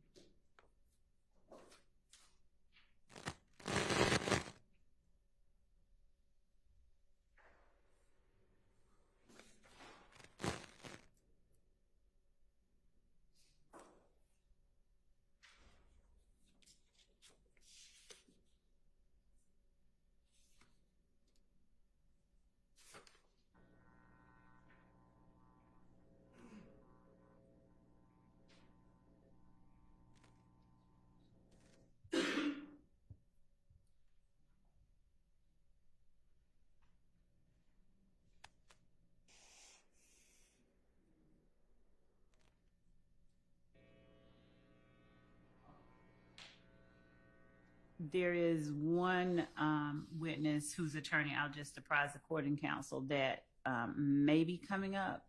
Mr. Arnold, I've been in touch with his Miss Merchant, and so that I see that on the list of might sprinkle exhibits if it's necessary for impeachment. Can y'all hear her? I'm sorry. I've just been in touch with one of the co-defendant's attorneys. I see his interview on Mr. Sprinkle's list of exhibits if it's necessary to use, because I've been talking with her about him coming up relatively soon. I have not gone over his interview. I don't think we've gone over his interview at all, but it would only be used for impeachment purposes in any event. But if that's something that I'll have to discuss with the defense in terms of things that they believe that are, impermissible, inadmissible. But that's something that's on the radar. Okay. So can I inquire? And I believe I'm looking at the same document as everyone else. For number 8, Michael Sprinkle, it says jail calls, pictures of infinity, social media, and interviews. When we're saying interviews, Mr. D.A. Sprinkle is kind of a unique witness in this case because he's a DA, but he also, I think it's fair to say, he fulfilled a certain investigatory role mid-investigation. However, he wasn't sitting when it says interviews. Let's get some clarification on that. Are these interviews that Mr. Sprinkle conducted of people, or what are these? Yes, and it's also detailed in the report that we provided that he gave that 146 or 46 page report. So there are interviews that law enforcement conducted in 2015 and 16 that he would not have been a part of as a result of further investigation that he did. He would have gone out to speak with some of those same witnesses again, and those are the only ones that he would be speaking to. Okay, so the state interviews that he was in, like it says 2017, like for impeachment if necessary. I don't see a 20. Are y'all looking at a different? That's what I'm wondering, because I don't see specific. It just says interviews. I don't see a date or anything. Okay, maybe if you've got a more detailed exhibit and witness list by now, maybe share that with us. I do. It has some notes. Okay. But I will say it out loud if that's okay. Okay. Yeah, no, that's fine. So ours just says jail calls, pictures of infinity, interviews, social media. It doesn't specify. Thank you. And I thank Mr. Shard as well for that, bringing that to my attention. So the Quindarius Zachary 2017 interview, if necessary, the Martinez Arnold 2017 interview. Okay, so my concern was simply this: we are on the same page that he's not going to be commenting on interviews that he simply reviewed to bring himself up to speed before beginning his work. It doesn't sound like it. Okay. These are interviews that he was a part of. Right. Okay. So maybe interview, maybe not the best word, but Well, if he conducted it, if he was a part of it, then for impeachment purposes, he would be the one that would be impeaching the witness if necessary. And it would be only for witnesses that have already testified and testified in Correct. consent. Yes, okay. ma'am. So he's actually a little bit out of order. Well, no, I guess not.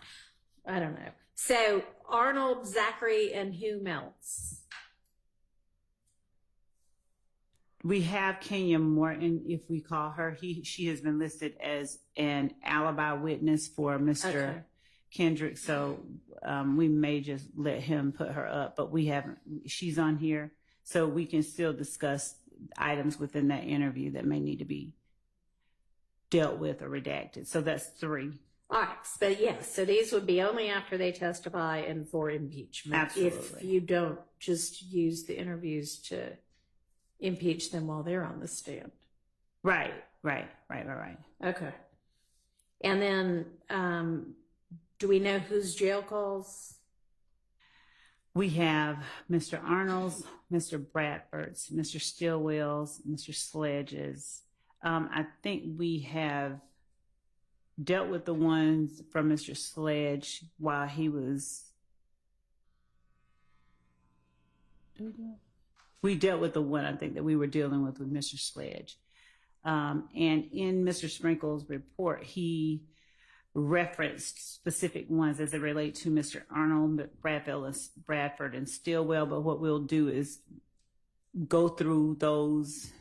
That's another conversation we have to have and inform counsel for defendants, specifically those jail calls as well. So right now, what I'm looking at that we need to do from Mr. Sprinkle is go over the 3 interviews that potentially he could testify about if necessary, and just deal with any items that maybe need to be addressed, redacted, dealt with, and the jail calls from Mr. Arnold, Bradford, and Stillwell.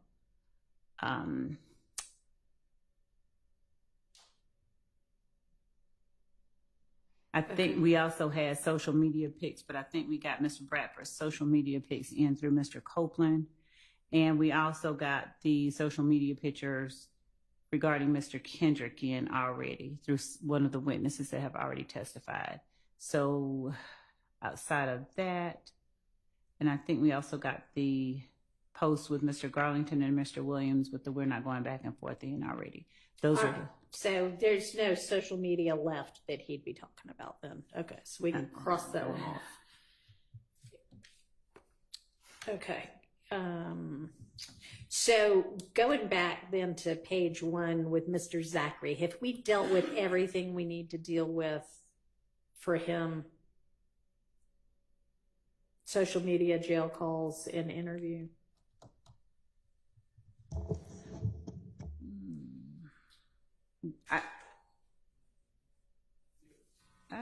Let me check our bucket that we've provided. Hold on. I can answer for the interviews. We have reviewed the interviews on the cursory level for bad character, those sorts of things. Now, my stance is that those out-of-court statements should not be played unless there's a proper foundation. So, of course, we still have that issue, and that won't be resolved until we hear what Mr. Zachary's testimony is. But we have reviewed those statements. Okay, I thought for so. The other stuff. And jail calls and social media, yes or no? You on the 2017, March, I believe, 3rd, 2017 interview of Mr. Zachary. There was one part that the Honorable Court, I think, redacted that I would like you to reevaluate if it becomes necessary. I understand it's all premature, but there's one section on one page that I would like to, I plan on, if it's ripe, cross-examining Mr. Zachary on it and then impeaching him if he says something different. Okay. I could give you a page Do if you you know want. what day we Was this that week in August that we had the non-jury week that we would have reviewed that stuff? Okay. Your Honor, can would the court please allow Mr. Steele to just tell us the statement or generally a summation of which one he's talking about? Yeah, I'm sure he would do that for us. All right, I see Zachary's social media postings. We went through all of that.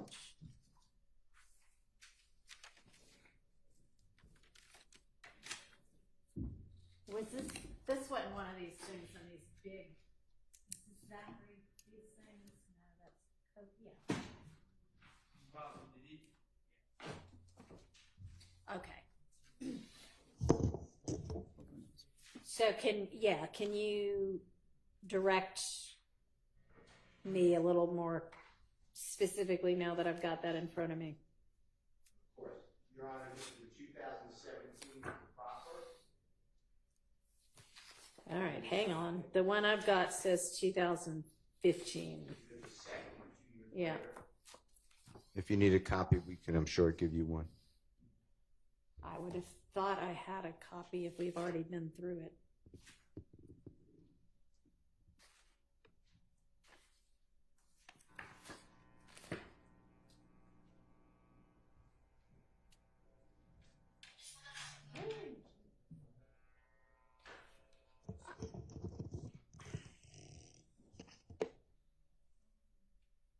Maybe I just looked at it online. I don't know.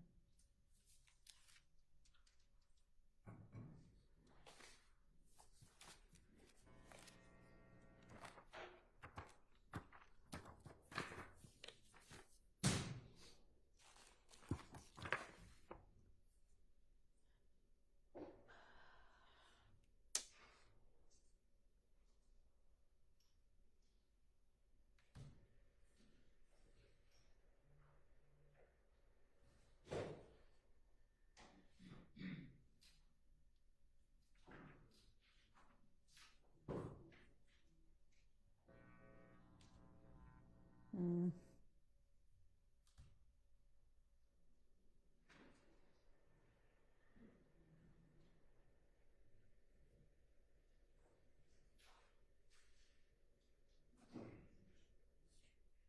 Would this have been in one of the evidence reviewer links, maybe, that the state sent? This particular interview was not on evidence reviewer. Okay. It was what's they were the MP3s? They were MP3 files, and there was an audio. I honestly don't remember us playing the audio of this in court. I think we were mostly working off the transcripts. Is this, okay. So I've got his August 5th, 2015 interview. That's the evidence reviewer. Okay. One. And then I've got a list that I think you put together was kind of page and line objections Right. that I think was to the 2017 one. That's the one that Okay. Mr. Steele is referring to. All right.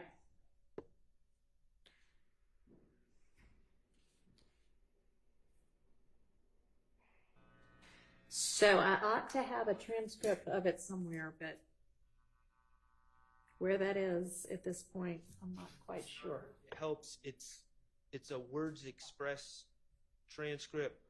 It's not one of the ones that the state produced. The transcripts, there's some look one way, some look the other one. This one is a Words Express transcript, and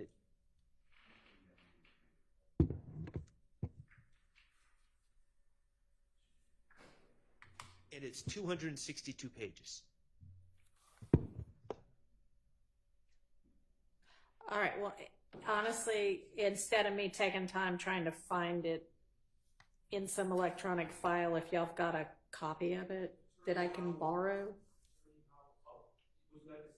that would work as well. Thank you.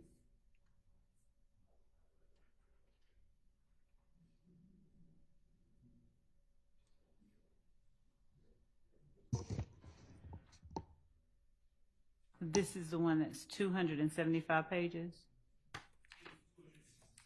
Okay.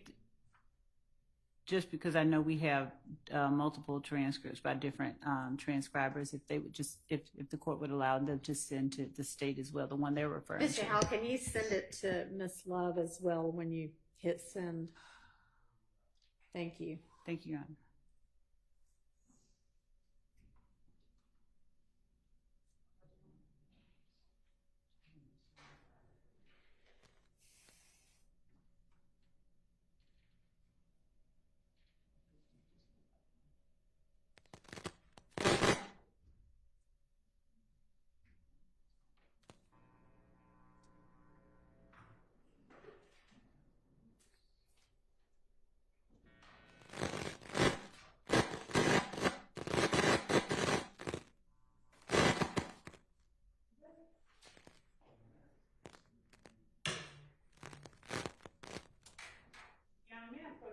Make sure that the microphone on the witness stand is off. Yes.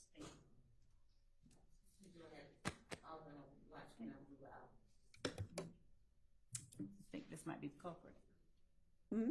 I think that the extra microphone on the witness Might stand be what's causing it. Okay.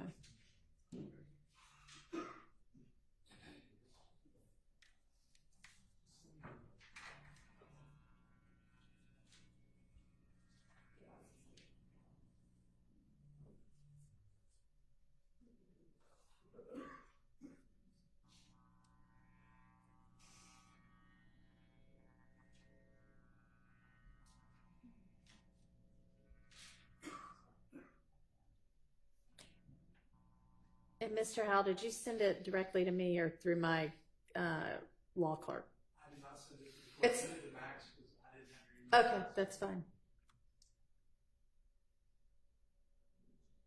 I was going to send it to Miss Percival. I have her. I don't have your email. That's fine.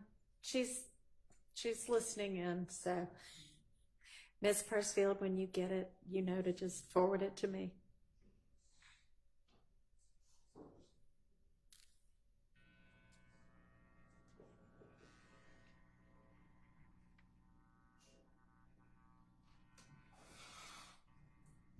And I just sent one. I think I found the one, and so I just sent it to everyone as well. So, including the court, if that's the right one, they can let me know if it's not the one they're using.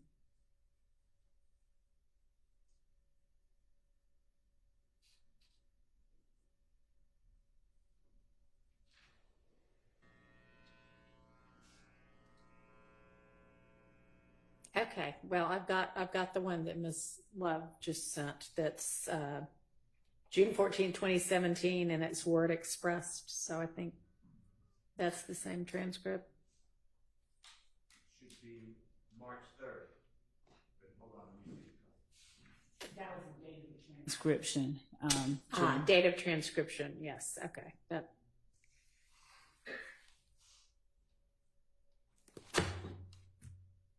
Okay, anyway, so now that we've got it. If we could just get that date, that page and lines that Mr. Steele referred to so that I can go straight to it. I believe it's, I know it to be page 39, lines 14 through 20. And this honorable court has preliminarily excluded that unless a foundation is laid. And I just wanted to, while we're talking about information, I just wanted to tell you that I was going to seek to lay the foundation. That's all.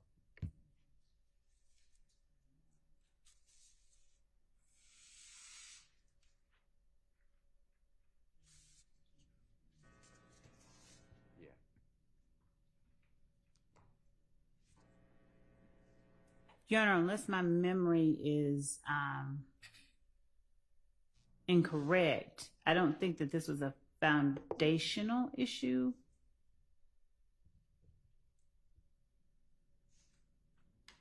I guess the record will most accurately reflect what it was that it was excluded on, but I don't believe that this was an issue about foundation. Line 14 through 20 on page 39.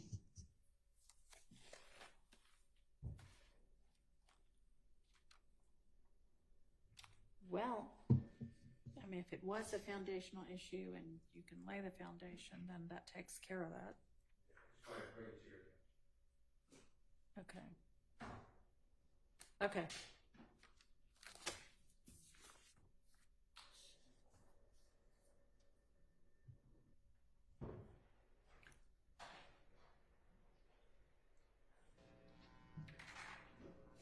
Miss Love, do you have a?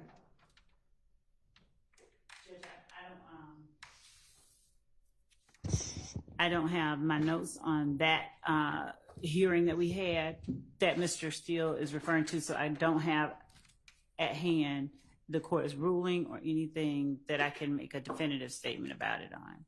Not that. Okay.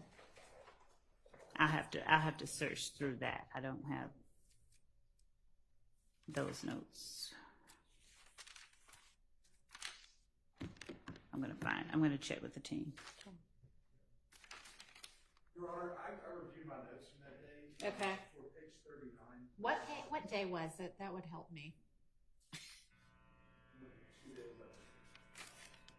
August 6th, 2022. August 6th. Okay. Court has state to sort out the argument. Say it again. Pick up the mic and say it. Court asked the state to sort out their argument on this and get back to the court. Ah, well, there we go. We may be on the same page. At the time, I was trying to figure out what was based on personal knowledge versus hearsay, and the state was arguing either personal knowledge or statements of a co-conspirator. So at the time, on August 6th, the state was seeking to admit this evidence. And so that's why they were supposed to circle back.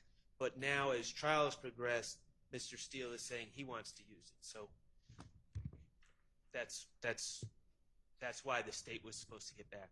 Okay. Does that ring a bell, Ms. Love? A small one. I'm just going through our notes on that. Okay.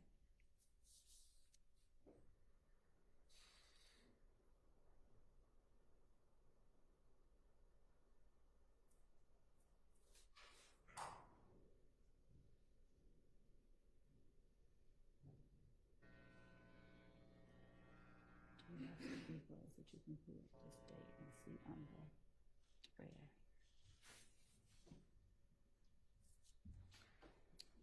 No, I didn't bring the, and you ain't gonna put them in your ear.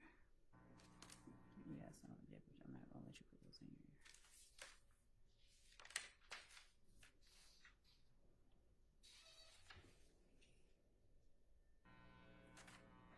You gotta make it hotter. You gotta turn it around.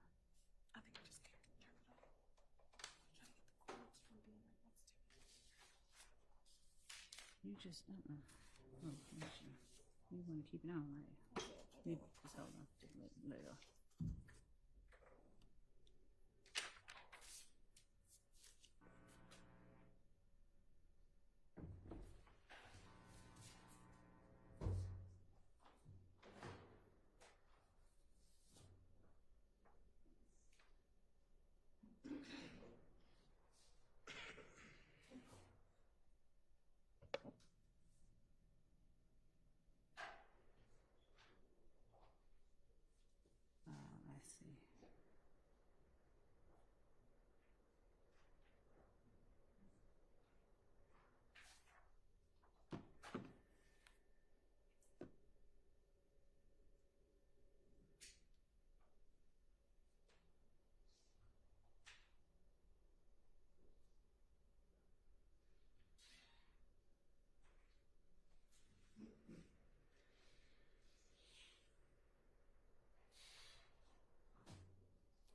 Give me some of that. Hold on. All right, can you feel it? Yeah, I know what the cords Girl. Okay, I see what you're saying. They thick. It's a tripper. Little stuff. It needs to.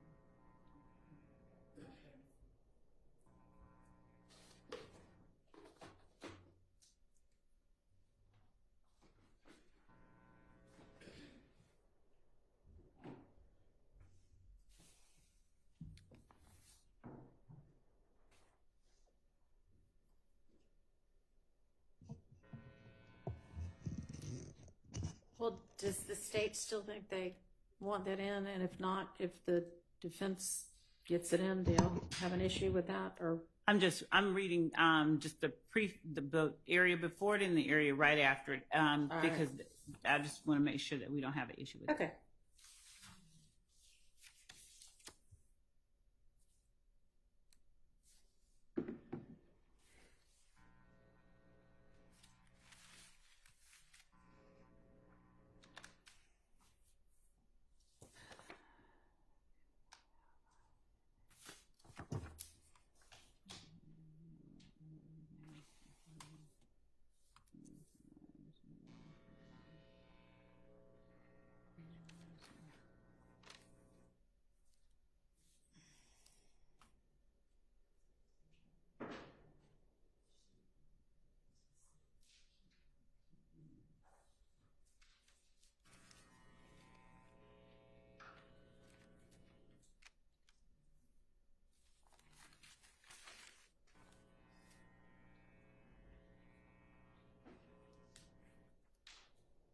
And Your Honor, it's also going to some extent, rely on what else was kept out and what was kept in. So that's the reason I'm just searching through that portion.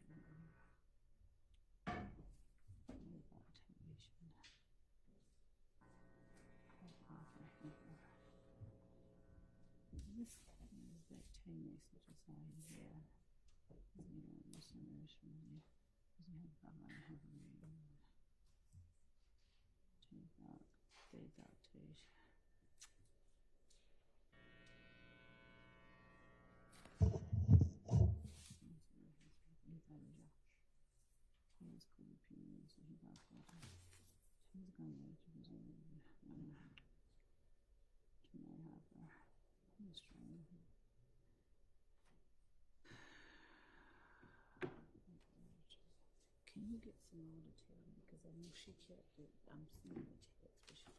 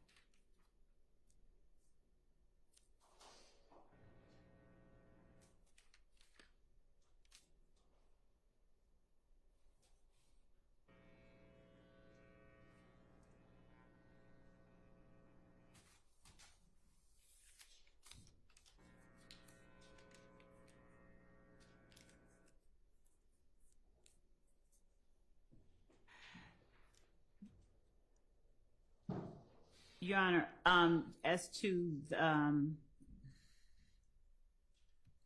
page 39, lines 14 and 20, they hearken back to page 38, lines 11. The context of that, I think, at the very least, starts on page 38 at line 11. And in that, the soon-to-be-called witness is informing the detectives about someone's opinion regarding who shot up a certain location. And that is listed on page 38, lines 11 through 12. All of that is speculation and the witness sharing with detectives what somebody else thought happened. And so as you get to lines 21 through 24 on page 38, when asked explicitly whether that happened, the witness says, I don't know. So as we get further down, the witness is then asked, have you heard who may have done that? And the witness says he was locked up with the boy that was charged with it. And then a.k.a. Sprinkle says, yeah, but I mean, do you think he did? Did he tell you that he did? The witness says, no, he said he didn't do it because the witness's cousin was supposed to make a statement on it or something, but it was the wrong girl. He said he didn't do it though. And then they get into, let's talk about, who shot Kelvin Watts in Mechanicsville?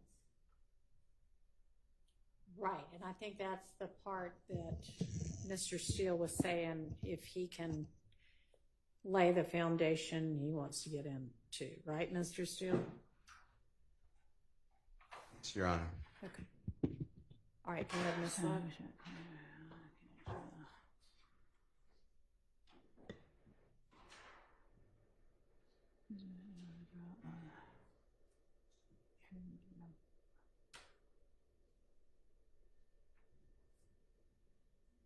Okay, I remember this argument. So if there's no objection from anybody else, I don't think that we have one to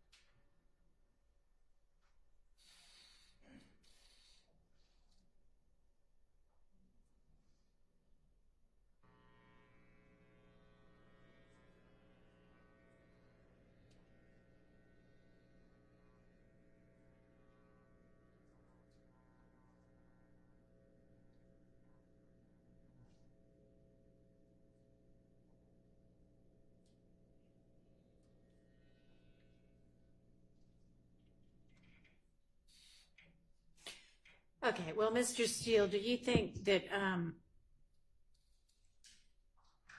is your plan to kind of ask some foundational questions to figure it out, or do you think that it's already enough here in this transcript? I think it may be enough, but I will ask foundational questions. Okay. I mean, it seems if like... needed. I'll ask him first, about it, and I won't use the transcript. And then if he says something different, I'll say, "Did you say this?" But I'll lay a foundation Okay. before I ask him the first question. And Your Honor, I obviously, if it's established that he has a basis for knowledge that does not consist of what somebody else might have said some other time that we don't know about, and he doesn't have personal knowledge of it, if it's not that situation, but he does have a basis for it, unless there's some other valid objection, then there's nothing that I can, complain about right now. Okay. All right. If there's an objection, we'll make it at the time, but I don't see anything right now. Okay.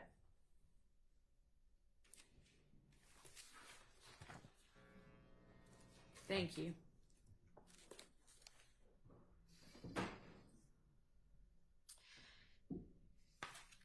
Okay, so back to Mr. Zachary. The interview would only be for impeachment, and have we gone through all of his social media and jail calls that might get utilized?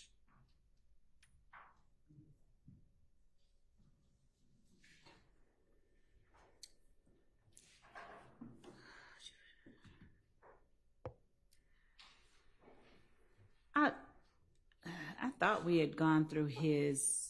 I mean, I thought we had to media. Check him. Very least.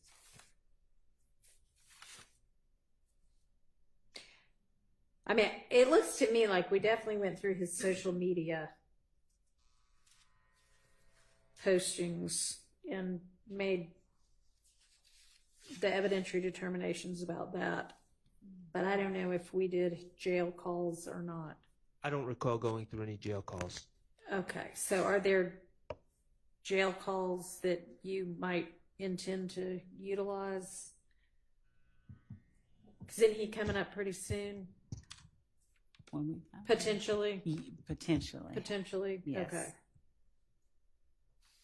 And so I think that any of Zachary's jail calls would only be used to impeach Zachary if we needed to use Zachary's jail calls. All right. So right now. Okay, so that would just be, if it happens to come up, we'll just roll with it at the time, I guess. Unless obviously if you know of something that you think is going to be an issue. Right. Then just kind of alert us outside the jury's presence. But otherwise, that'll just be a trial issue. Okay. And then the next witness on this sheet is Detective Thorpe. And I think y'all were going to get together on the part of Mr. Kendrick's interview that might come in on redacting it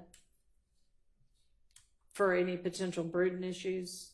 Did y'all get a chance to do that yet? What my memory is, Your Honor, was that I know I said that I would be asking Detective Thorpe questions rather than trying to play all of that.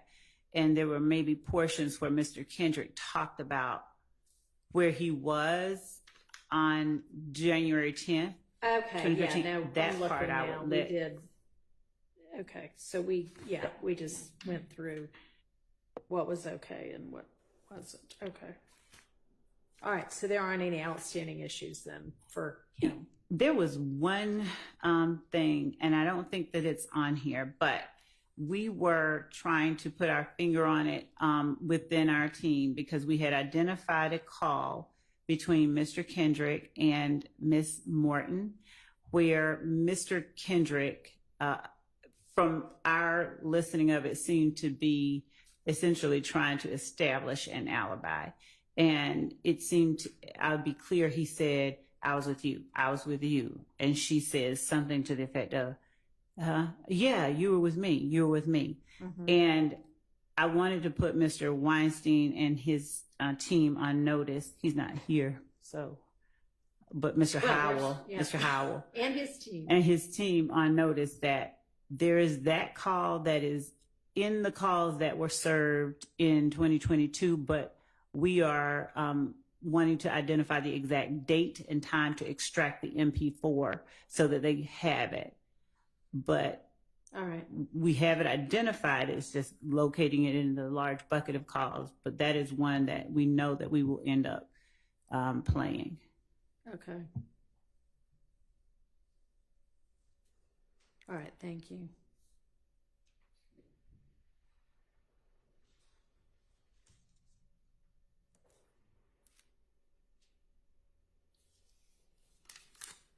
Okay.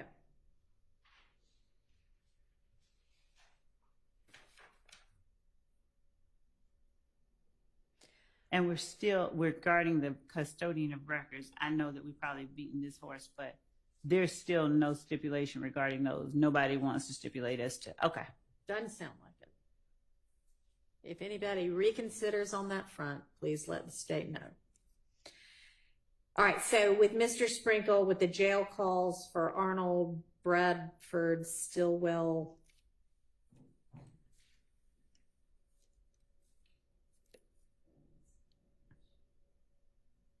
the defense has them all, right? Yes, and I believe that they're in the bucket of exhibits that we provided to them. I'm confirming that.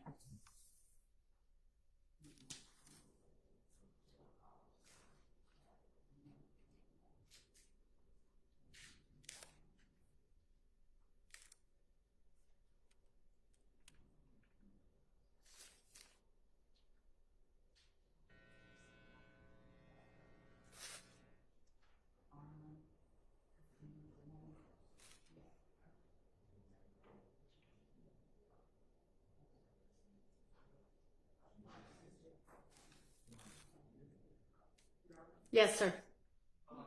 On the subject of jail calls, I know we changed, we went away from this topic, but the state mentioned Quindarius Zachary jail calls. From my recollection in the discovery, I don't believe we've ever been served Quindarius Zachary jail calls. I do know, I'm more certain that the state has never identified any sort of group of calls that maybe they may be interested in bringing into this case. So if there are some calls, if we haven't been served them, which I don't believe we have, I would ask that they be excluded. But if there are some calls into discovery, I would just ask that they're identified before, like, right when the state wants to bring them in, because we're going to have to review them. I know that Your Honor said, you know, when that comes up, we'll get to it and we'll discuss it. I just don't want to be in a situation where I'm hearing about a jail call of Mr. Zachary's for the first time in court.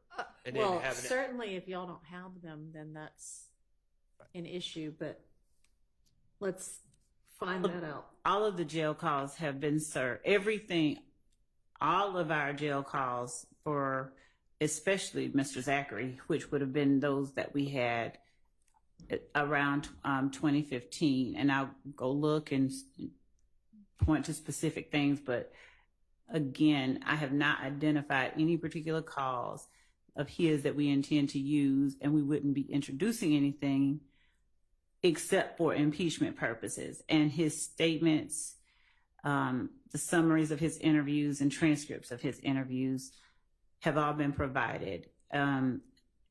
Obviously, people get on the stand and their memories, you know, stuff happens with them. So. Okay, so do you happen to know, like, what tranche of discovery it would have been?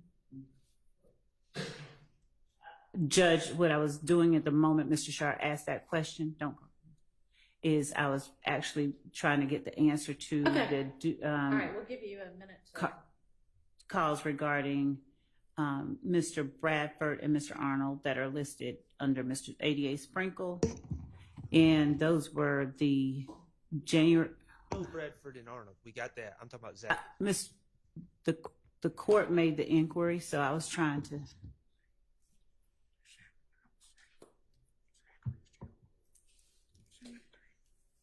Okay, so through Sprinkle, it would be Arnold, Bradford, and Stillwell, and that's it. Jail calls, potentially.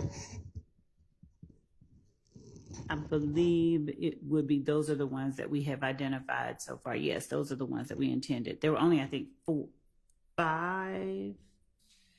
And I paused because I was now looking at okay, there they are. So the January 11, 2015 call between Martinez Arnold and Javaris Bradford. The January 10th, 2015 call of Martinez Arnold at 7:42 p.m. The January 10th, 2015 call at 8:18 p.m. and the January 17th, 2015 call at 7:17 p.m. Those are the ones that we have provided that we intended to introduce through ADA Sprinkle. Now, as to the follow-up question that Mr. Sharp just asked about, and that the court inquired about, the Zachary jail calls were served in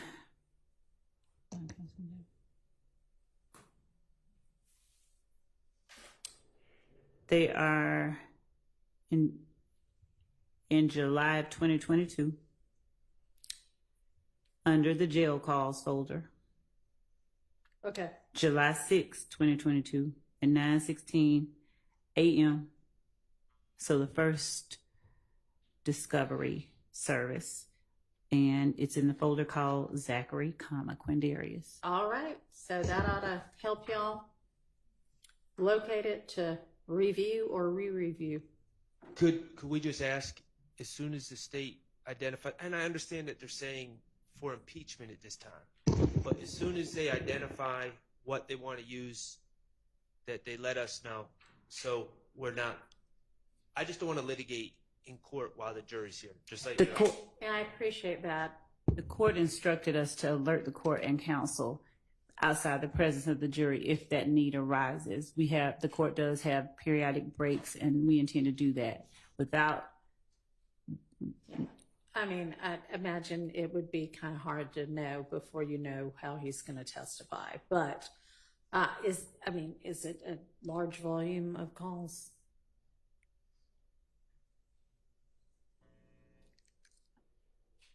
One moment to look at approximately how many. And to be clear, I know the subjects, I know the questions, generally speaking.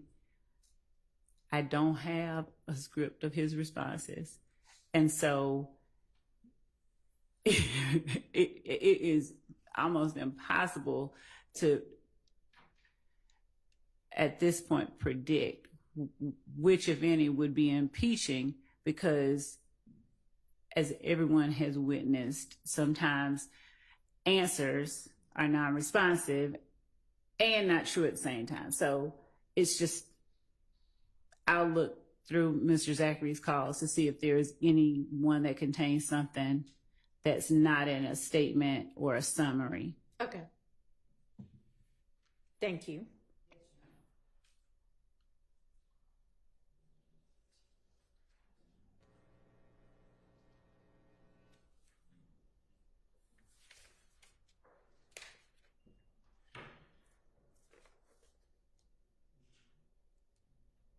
All right, so then I think that with regard to Mr. Sprinkle and what evidence would come in through him, we've gone through that. And then we've got cell phone custodians. I think we already talked about Mr. Burney.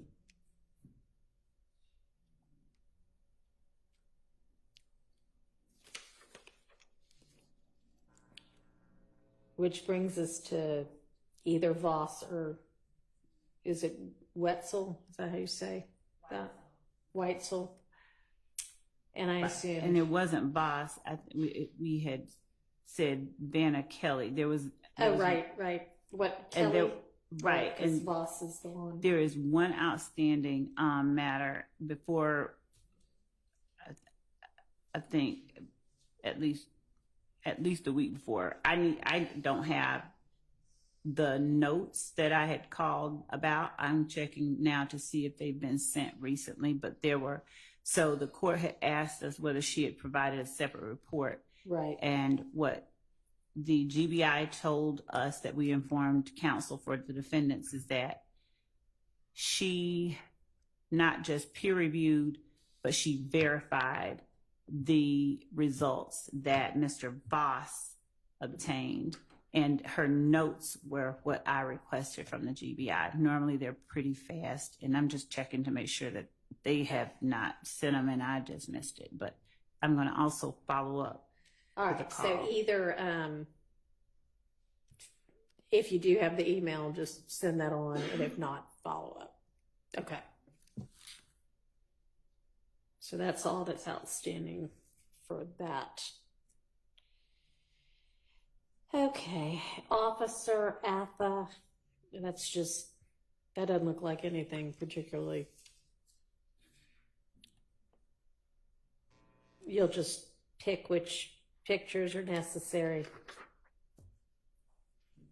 Same with Sanders.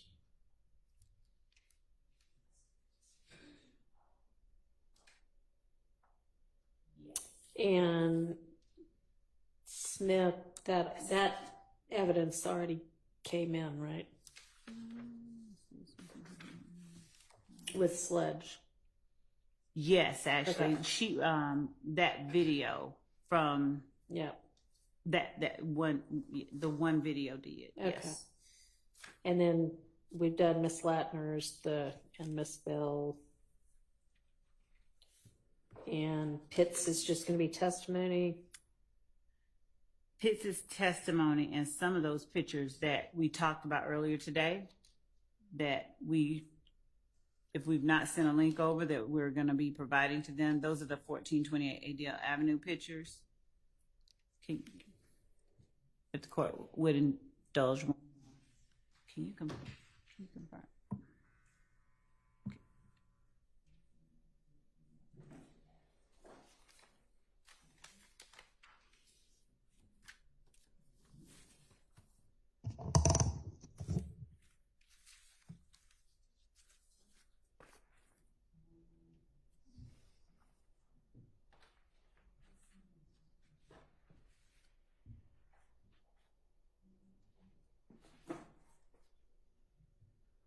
So we have identified 9, I think, out of several from 1428 Adele Avenue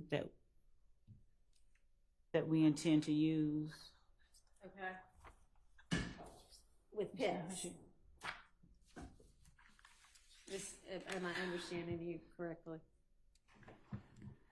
Let me confirm. Just one moment.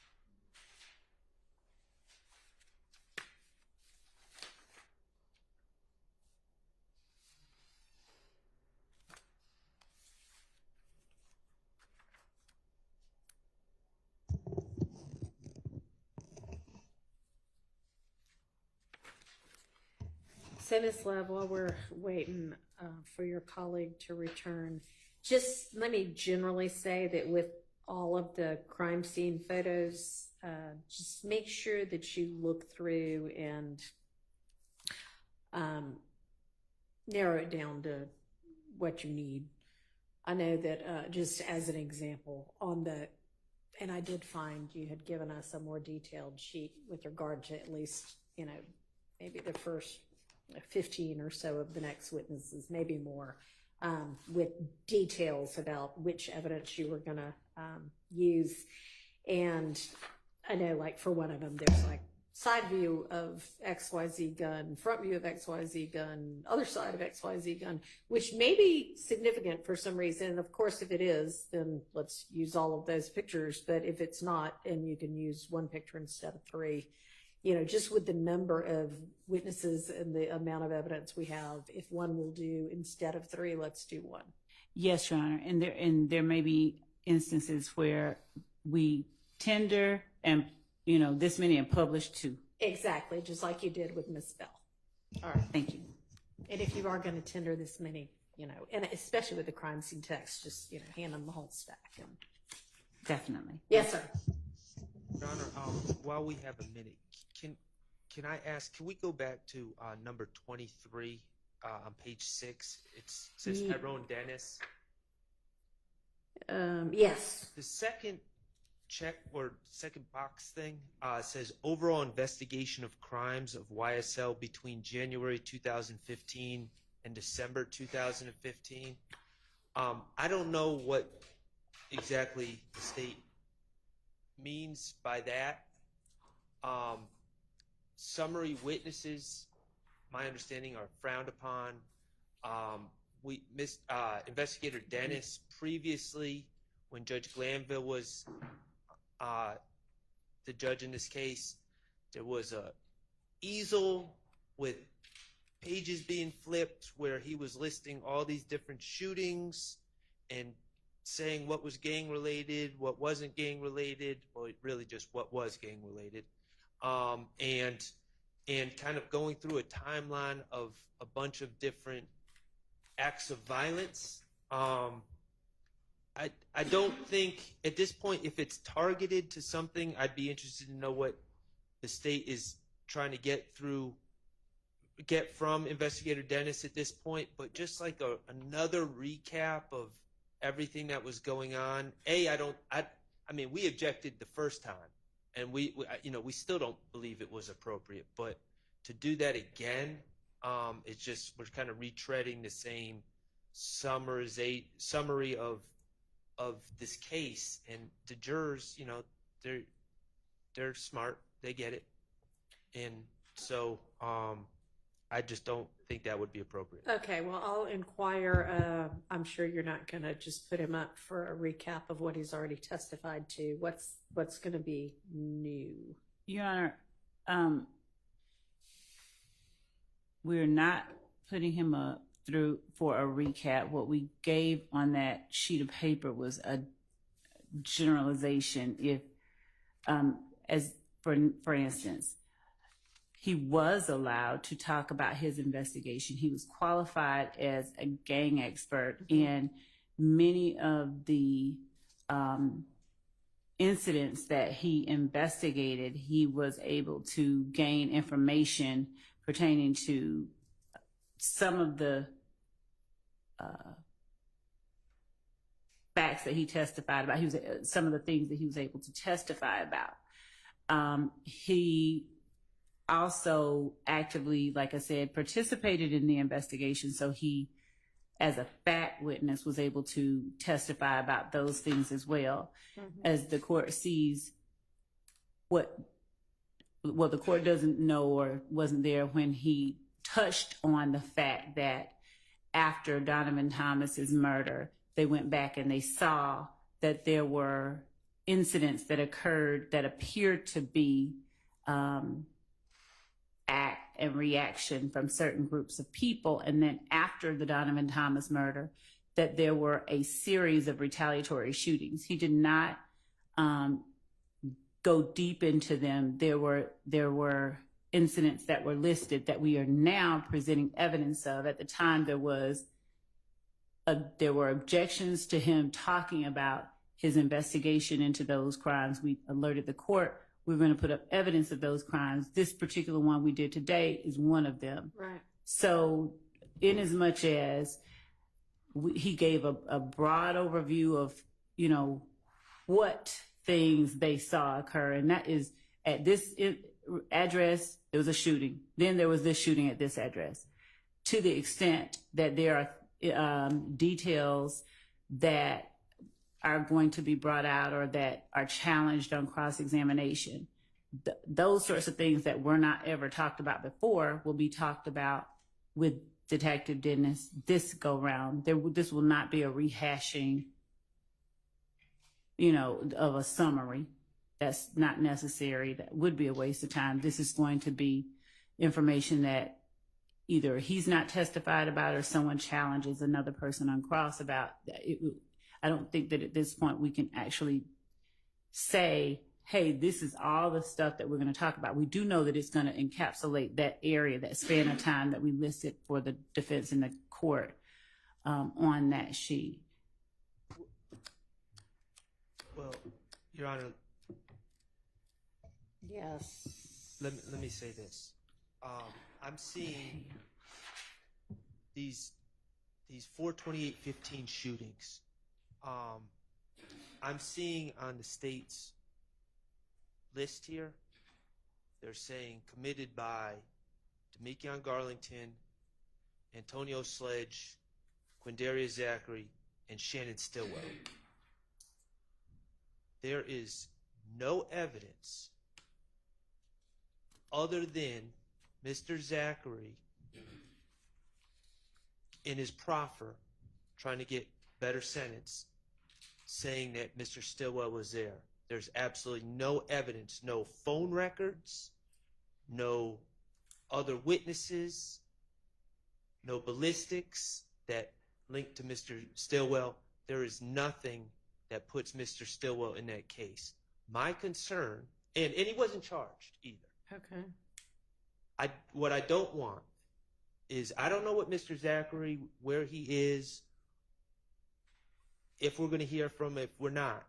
But what I am going to have a motion if somehow Mr. Stillwell, through Investigator Dennis or some other witness that has no firsthand knowledge of anything, starts trying to bring my client into the 4/28/2015 shootings.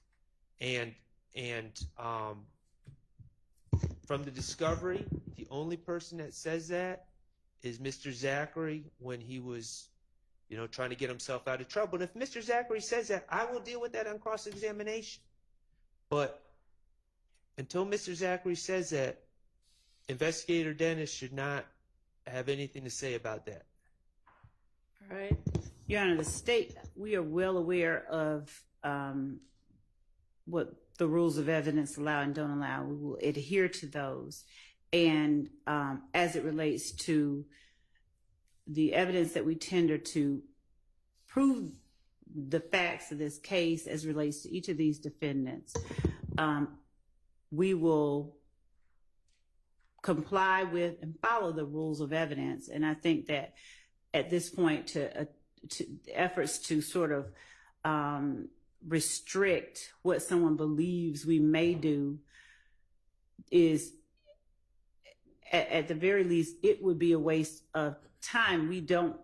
It would make no sense for us to try and introduce through a witness we intend to put up a statement through someone else, through Detective Dennis, a statement of Zachary before Zachary ever testifies. That's wrong. We're not going to do that. I mean, that's good. I don't mind somebody alerting everybody to that as a potential issue. And I appreciate that you say that, of course, you're not going to do anything like that. Okay. Yes. On that, over objection, Detective retired Detective Dennis did testify as what I'd call a summary witness.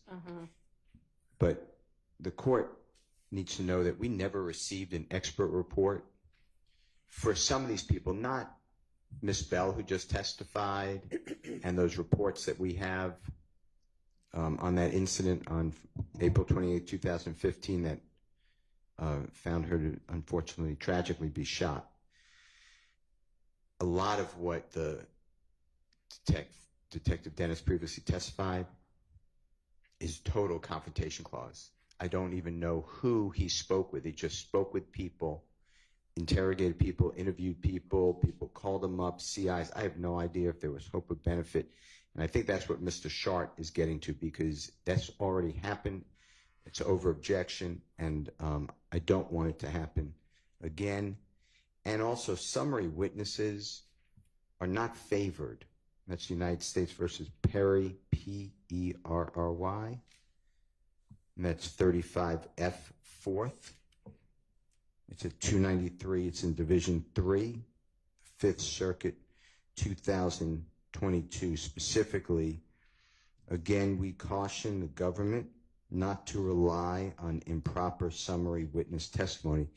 So I would also join in that same objection. And I understand it's a pre-objection, but. Okay. Thank you. And actually, I think that Ms. Love had shared with everybody, she had gotten through about, I don't know, it's not numbered, but 7 or so pages. Witnesses at the time, they were 81 through 110 with more detail than what's here of exactly what she thought the evidence was going to be at the time she put it together. And for Detective Dennis, who's on the last page of that, she's got listed the specific evidence that she, at least at the time she was putting it together, thought he was going to be testifying to this time around. And it doesn't, other than the PowerPoint, which has essentially been ruled out, it doesn't look like it's kind of summary testimony. Is that fair, Ms. Love? Yes, and also I think that as I'm getting updates from team members who are also signed on, that in the Dropbox that I believe that we provided, we have, with even more specificity, photographs of Zachary and Copeland with guns, found at the Dunbar Center and at the Zachary arrest. And I think that this is something that has already been touched on. It's not, the court is correct, in short. Okay. We've been more specific. Okay.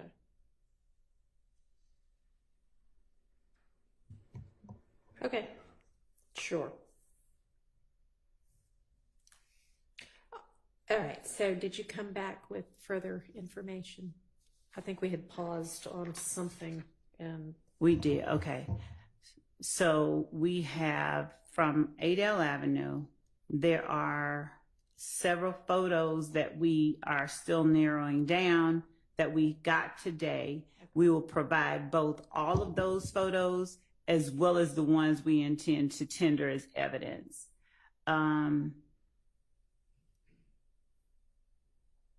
My notes say that they are in the Dropbox link that a.k.a. Atkins shared under CST Turner, but I don't know, my notes don't say that we have or have not sent them over to counsel for defense and to the court, so I'm confirming that. Okay. We have 15 additional photos and a floor plan for 1903 Drew Drive that is being sent over shortly as well.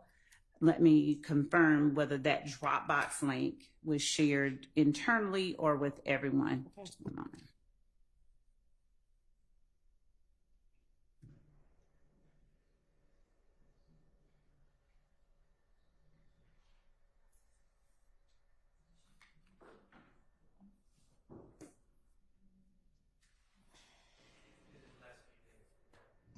can't hear you without the mic. I'm sorry. If they're looking for a recent email, I'm just trying to help. We haven't received anything from the prosecution team. Okay.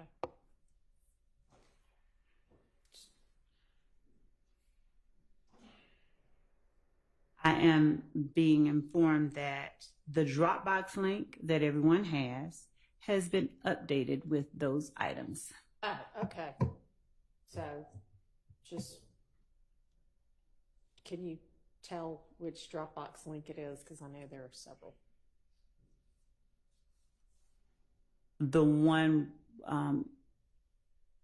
with the 30 witnesses that has this particular witness on it. Okay. Okay, great. All right, thank you. You're welcome.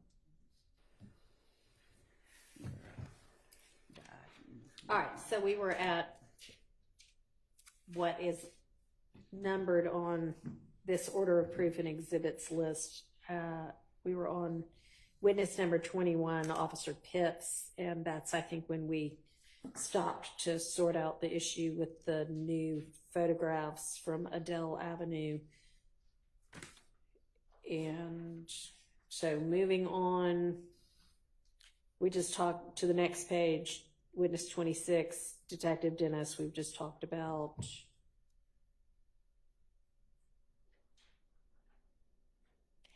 And I had written down from when we talked before, the number 87LL, was that the PowerPoint that we have already dealt with? I don't know. What is the court's note regarding 87LL or 871L? I should write more detail in my notes. 1 second, Judge.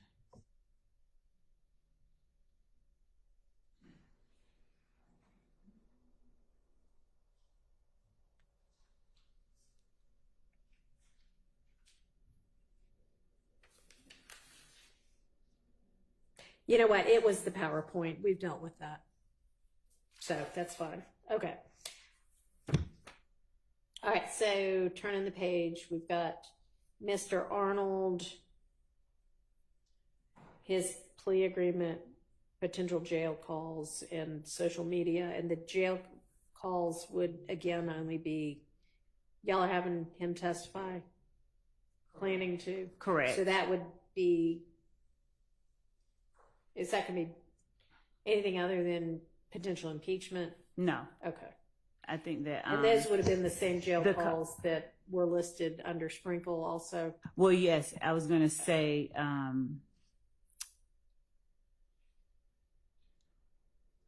yes, and the one in particular that I'm thinking about as I play it in my mind, whether it would be this particular one on January the 10th would be considered impeachment. It was right after the murder of Donovan Thomas, and it involved Mr. Bradford, a call from Mr. Arnold to Mr. Bradford. Okay. So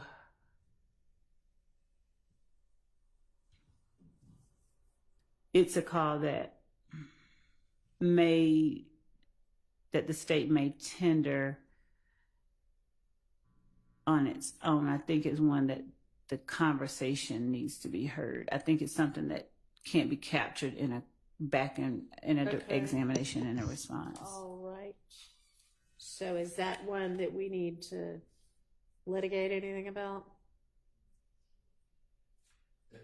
Yes. The defense thinks so, so I guess we need to litigate it. There doesn't sound like there's agreement. Okay. Is that something we can do now? I just, if I could hear the specific objection so that I could respond appropriately. Mr. Whomever said that is correct. It is a 15-minute call, but Okay.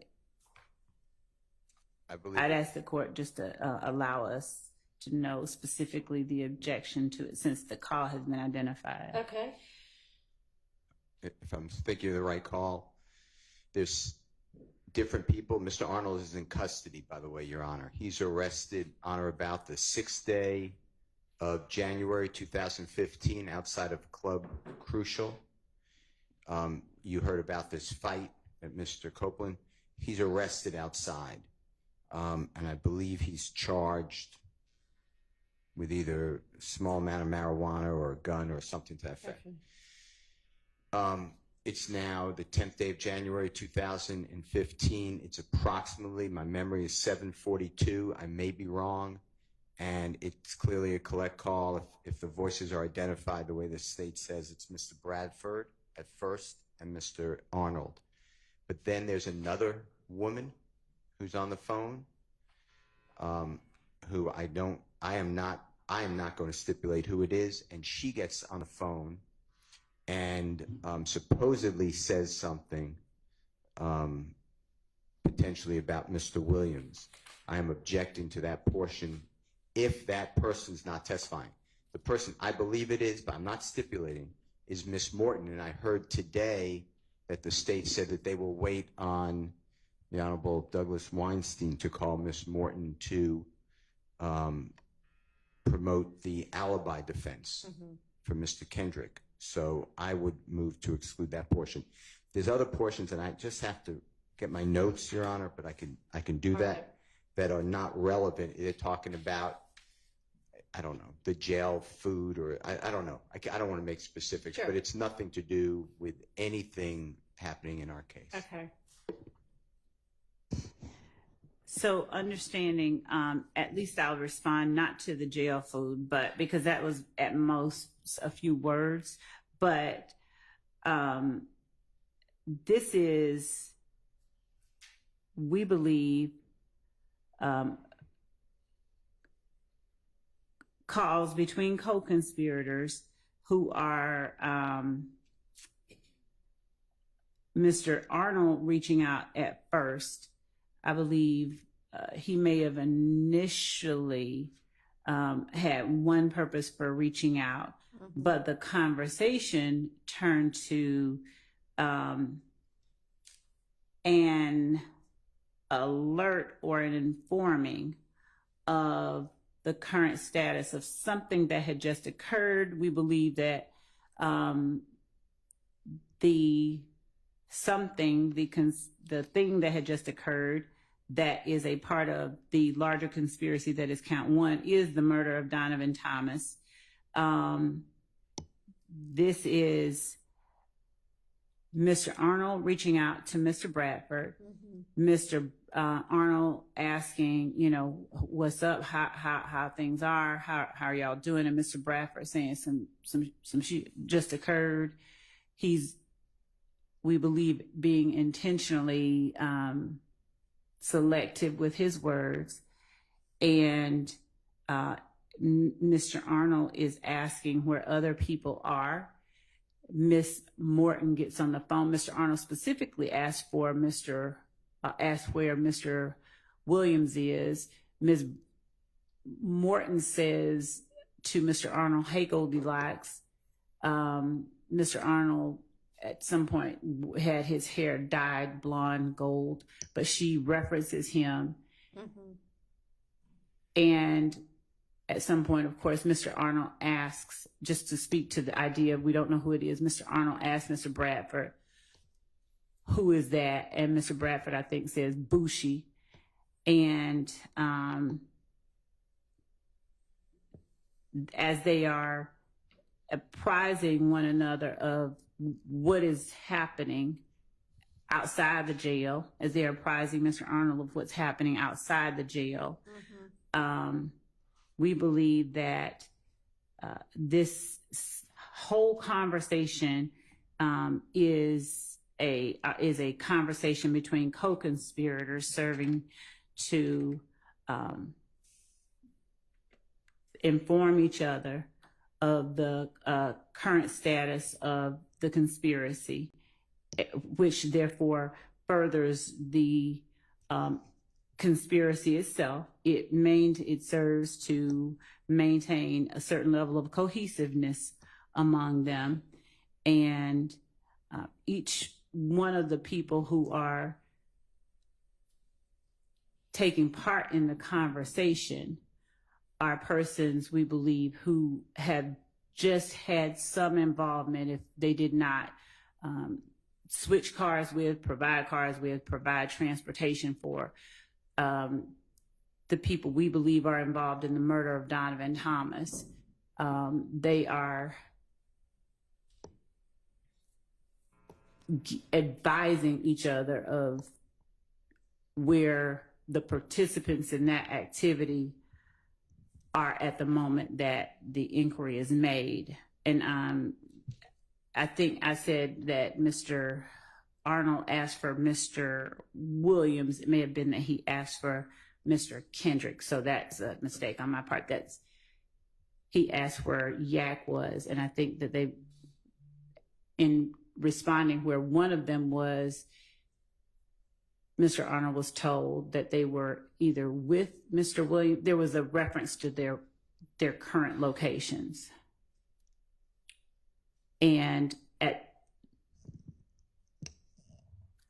at this point, the entirety of the conversation, we believe is one that is informative, one that falls squarely under the co-conspirator statement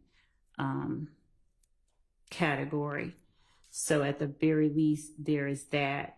We do intend to inquire of Mr. Arnold about that. I don't know what he's going to say. Okay. So it has two, we believe that it would be introduced in one of two ways.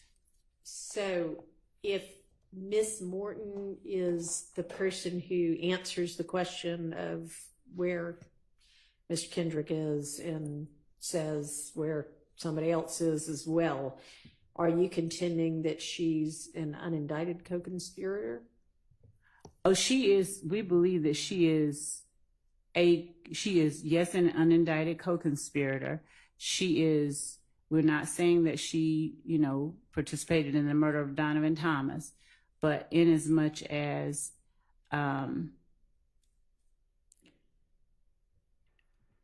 her actions this night and what she does later on, I think the conversations that she has with Mr.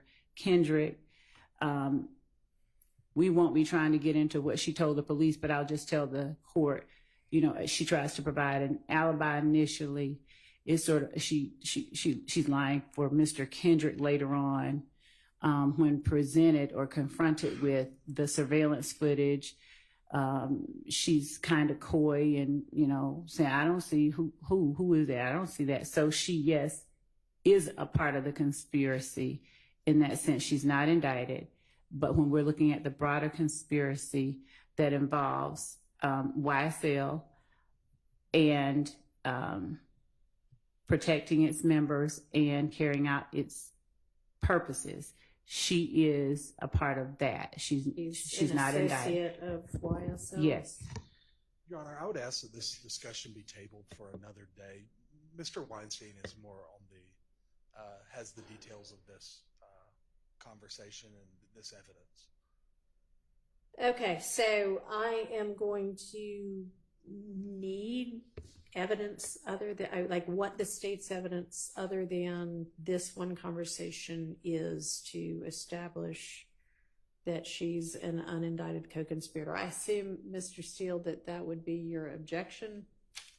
Yes, I have a series of objections under 24-801D2E, and specifically, and a good case I think is Stafford, STAFFORD versus State, 312, Georgia, 811, it's in Division 5A, as in Elisa, 865 Southeast 2D, 116, 2021.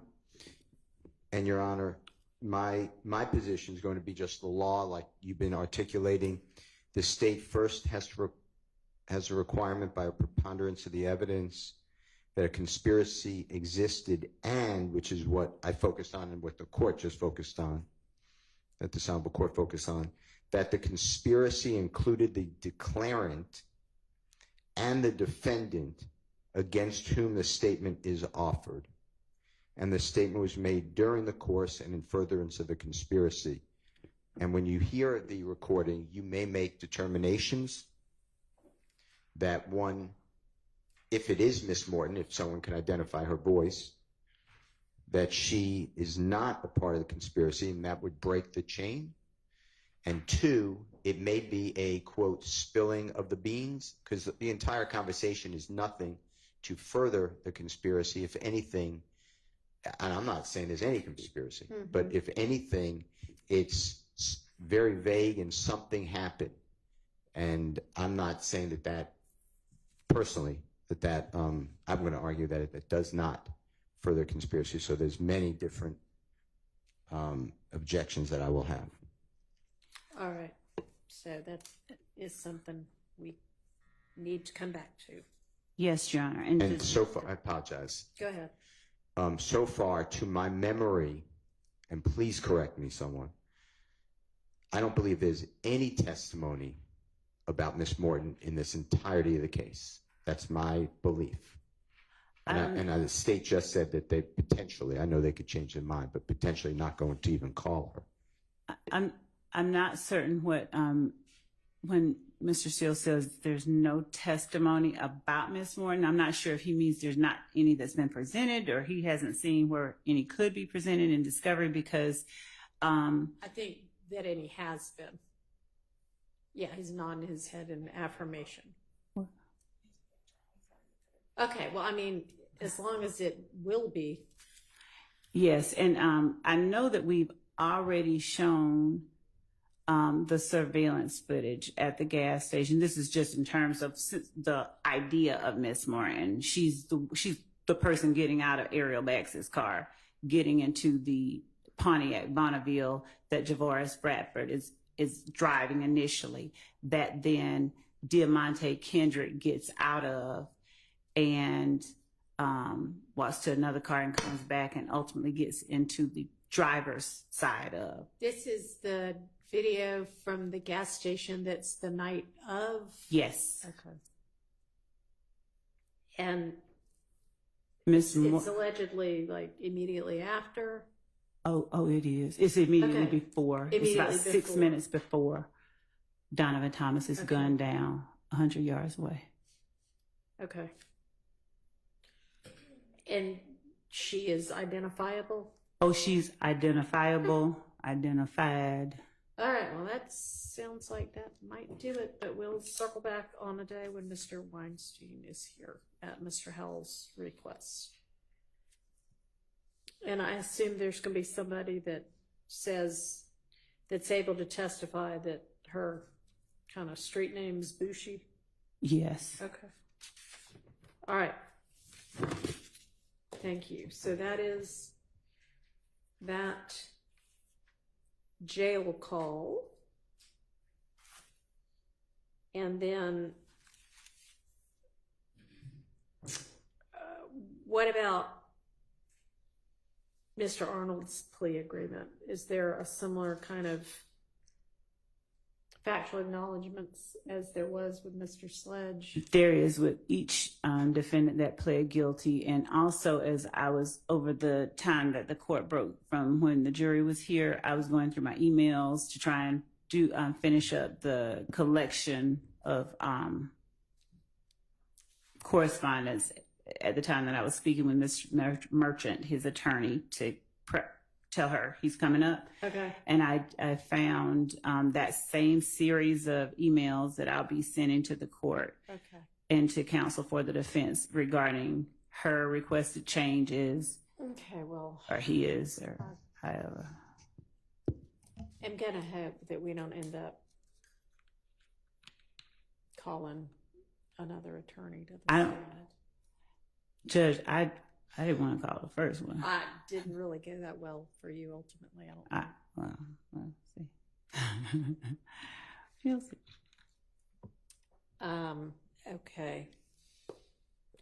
All right. So in the event that the same or a similar thing ends up happening, I guess I'm going to circle back, when we were talking about the admissibility of the factual acknowledgments plea agreement before, and I ruled that it was admitted, and Mr. Sharp said, okay, well, that may be, but there still may be some continuing witness issues.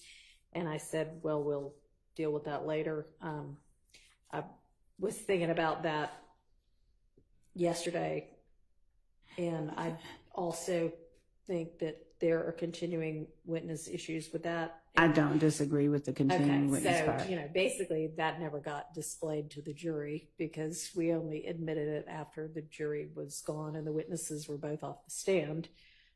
So really that's not anything they'll ever see. Actually, Judge, I tendered it I think I tendered it in front of the jury, and at the time there was an objection. Right. And I believe that to the extent that the court admitted it, it can be published. It can't go back. Okay, well, I don't know who you would, I guess you don't necessarily need a witness to do that, but. And since the court did bring that issue up, there was another matter regarding the factual acknowledgments that I wanted to bring to the court's attention. Okay. There was the testimony from the attorney regarding two portions of the final document, specifically as the only two portions that were taken issue with. Right. One being number 3, which the court remembers, but number 8 Right. specifically. Mm-hmm. And of course, the argument will be made. There are certain arguments that are right for that, but the thing about number 8 that I wanted to bring to the court's attention is that number 8, and this is not something I felt was I didn't feel it was something to go back and forth with the witness on the stand about. He testified, his memory was, he didn't remember seeing it. Right. But number 8 was a distillation, a pulling apart of a iteration, the one right before it, that he took issue with. And the reason the state tendered states 460 Yankee as well as 452 and 453 is that 452 contained the statement that 460 Yankee addressed, and in 460 Yankee, in as much as there were certain things that were not contested but clarified, but the personal knowledge part is a specific thing that wasn't denied, but that was implied. And I'm just saying that instead of having what the state did, what I know we did, and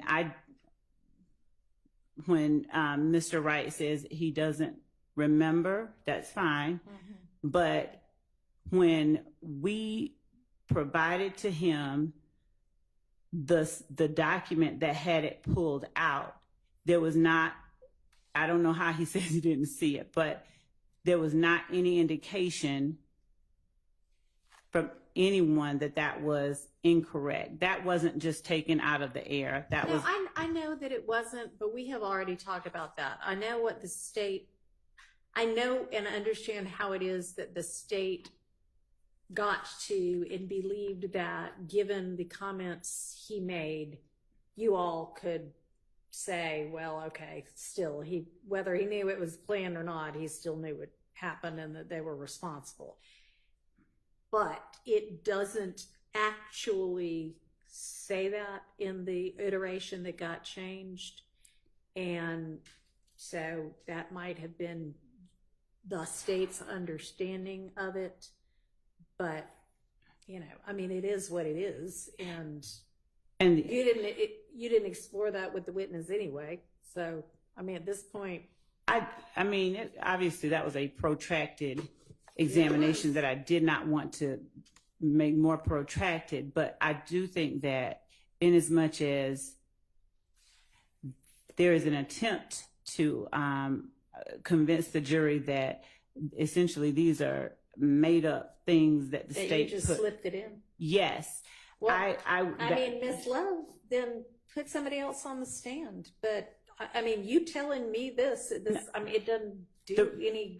I mean, the reason that I was telling the court that was not to try and completely relitigate an issue, but as to the section that dealt with his response, not the whole response, not that it's 460, but I would ask if the court might consider reconsidering just us putting in that one part that he responded to, the way that he responded, and then the ultimate version, so that at least before the jury is where that came from, since there has been this continued effort to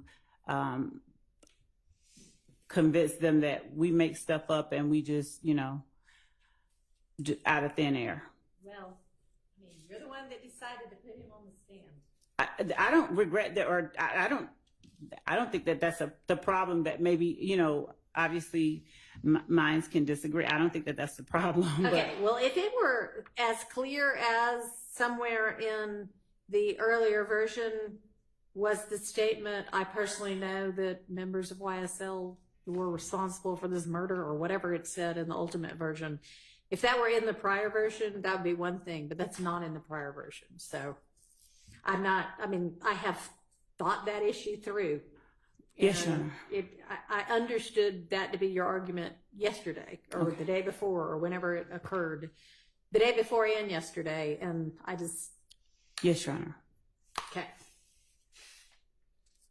Appreciate you giving it yet another try there. And I'm being facetious when I say that. I know, you are. Okay. So anyway, with regard to if the same or something similar comes up with some other of these co-defendants who have pled, then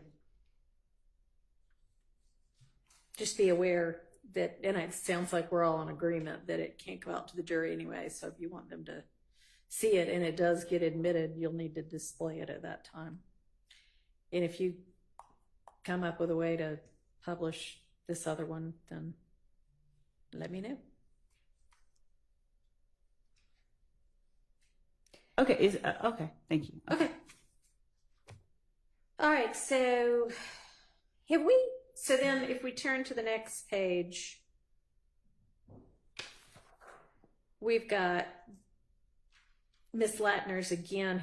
I know we went through some of did we go through every CAD report she's gonna be testifying to when we were talking about the hearsay? I think that we did. Okay. The All court right. So ruled that on, part's yeah. taken care of.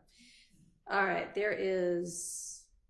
Then there's Mariah Smith, and that says interview. Is that like with police or with, who is that with? It was an interview with the police, and she also testified at trial. We don't need to, or we would not. Oh, she's already testified? No, not this trial. Oh, at a different, in the murder the trial. 2015 yes. trial. No, Okay. it wasn't 2015. Some other. 2019, yes. Okay. So that, we would not need that for any reason other than if Impeachment. Okay. Right, or substantive. Okay, all right. Prior inconsistent statements. Right, we're on a different act at this point, I see. And same for whomever the two people are? We had Rodney Uten and Bernard. And or Bernard Mitchell, and you were going to call one or the other. Right. Okay. Same with them? Yes. Okay. All right, Detective Hogan, and we know we need, the interview of Ryan's not coming in, and then we've already done Mr. Ryan's social media, right? I don't think we've done all of it. I think that's something that we were, Ms. Hilton and Ms. Abbasi All right, y'all are gonna are still discussing, and we have. Okay. Email I sent. Okay. You're supposed to like get back to me. Yeah. Okay. Ms. DeWilliams and I have been Great. communicating. All right, Wooney Lee, then that's gonna be play agreement, same kind of similar thing. And then text message, anything we need to litigate with regard to that text message?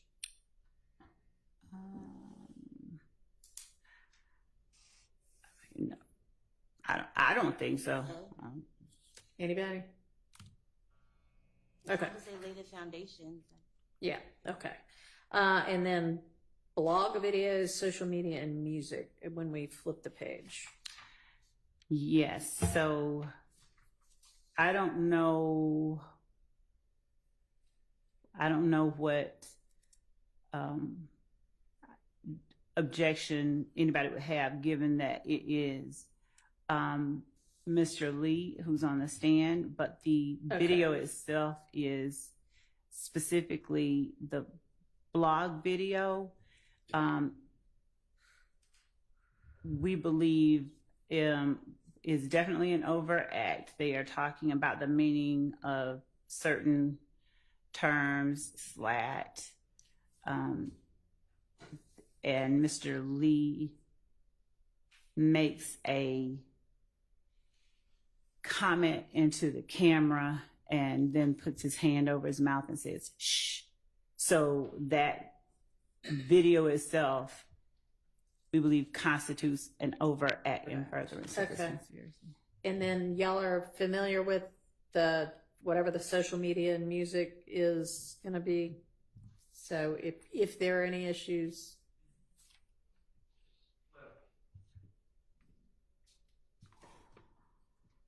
Hesitate to say yes to that because music, I mean, I don't know exactly what the state is referring to the extent that a song by Mr. Lee has been identified or is listed as an overact, which I don't recall off the top of my head, but I guess I'd have to know what the music is and then there's a 403 analysis, there's Baker, the Baker case that came out earlier this year, and of course, even though it's not our client's statements, it would be affecting our clients, so yes. What's that site? Judge, I don't think that Baker applies to this set of circumstances at all. So. Well, Baker dealt with a music video, but it was really a 403 analysis case. And I can get the site.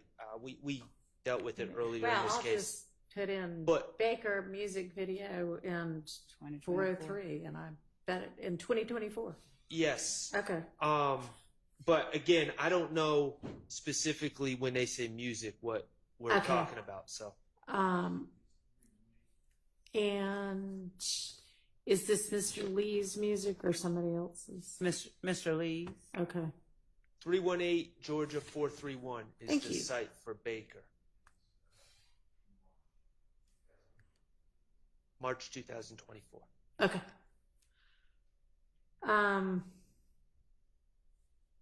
Do you know what music? Yes. There was the song, and there was also this. I think that this particular issue was litigated and decided in an order that was filed by the previous trial judge on November 27, 2023. Yeah, no, so you're just asking about which? You're not talking about that issue. I am. I'm going off my recollection. We did litigate songs. We litigated a song by my client. We litigated some songs by Mr. Williams, and we litigated a song by Mr. Kendrick. I do not recall litigating the Wooney Lee song. Mr. Steele is affirming my recollection, but so we do need to address that at some point. Okay. I think under. What was the date of the order? November the 20. November 27, 2023. Okay.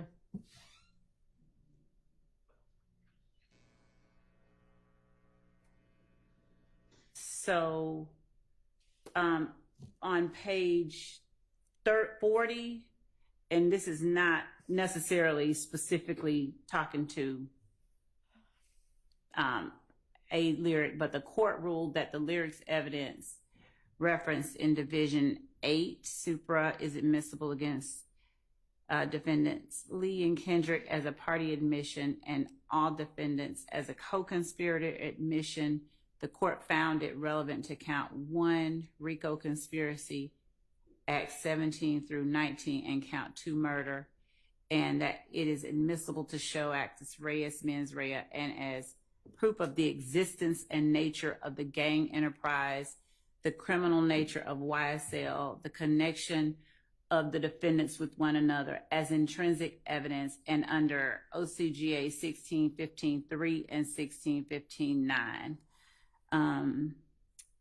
Okay, but was this particular song included in Section 8? I'm making sure about the lyrics that we referenced in Section 8, Your Honor, if the court would indulge us one moment. Okay, no problem.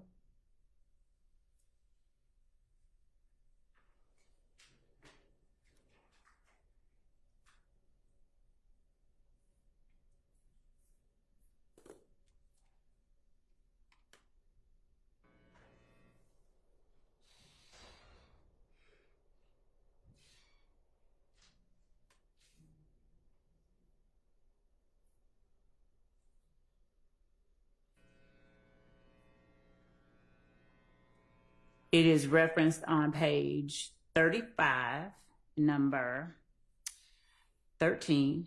Where are you from? Mooney Lee is Slime Life Shawty. And specifically, where are you from? I'm from Believeland. Throw your setup, YSL. The ops hate the crew. We getting this paper and we ducking cases. Free Lil Shannon. He the one that had him running with the cannon. Okay. Looks like that was already litigated. I'm going to suggest that we will go back to see to the video of court, because I mean, sometimes I don't know who writes the orders sometimes, so I just want to make sure that it was actually litigated in court. Okay, well, if it was set forth in a motion or brief or anything, whether it was talked about in court or not, if it was included in the order, the decision was made that covered that. I mean, the court, the predecessor judge included that in the order. And you are welcome to go look at what the transcript said, but I don't think it matters whether it was specifically talked about or not, as long as it was included in what the court was considering. Okay, well, Okay. we're going to look at All that. right. Thank you. All right, and then it's his own social media, and it's been sufficiently identified that, or has it been sufficiently identified that the defense knows what that means by social media? Yes, Your Honor, I Okay. believe it has. Yes. All right, that's fine. I mean, And I actually, haven't they been are there in. all the time, so. Most of them are listed in the indictment themselves Okay. as overacts. And I think there was a reference earlier to something being listed as an overact that the state reference is an overact. I did not say it was listed. I just said it is or constituted one. All right. And then next we've got either Detective Viverito and or Mike Sprinkle with the social media post detailed there, and then Mr. Ryan's conviction, which y'all are going to brief me on various topics about. And Ms. Abbasi was here yesterday when we were talking about what kind of briefs and case law was owed, so she'll know what that was.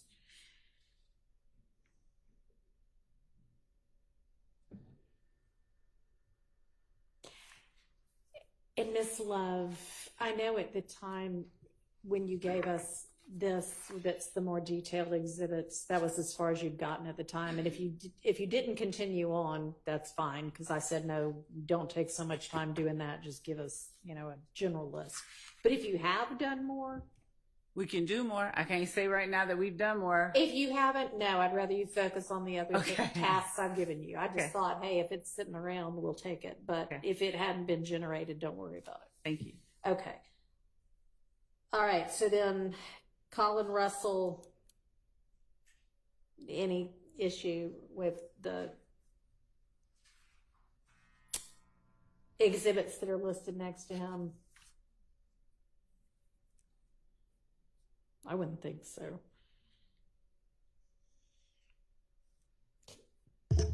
Would y'all mind responding so I know the answer? Somebody.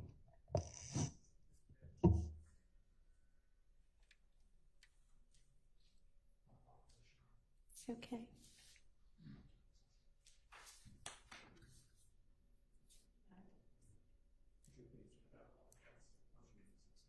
Okay, so no, I was just moving down through the witness list. So we're on Colin Russell now. He's on page 9, number 36. Does anybody anticipate issues we need to litigate beforehand with regard to any of the exhibits that are going to come in through him?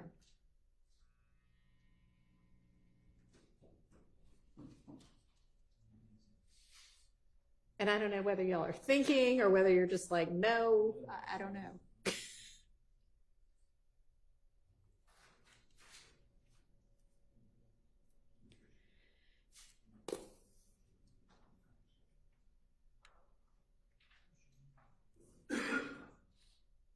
No issues for that particular. Okay.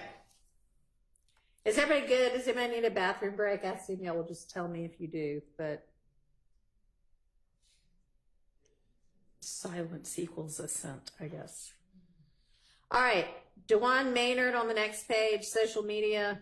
Any issues on that? That's going to be his own social media? Yes. Okay. Okay. All right. Is there any issue? Everybody has all the body cam that might come in, right? Got it all. Okay. Okay. Number 41, Officer Francis. Social media. Is that somebody else's social media then? That would be screenshots that the victim sent to Okay. You have that. Officer Francis. All right.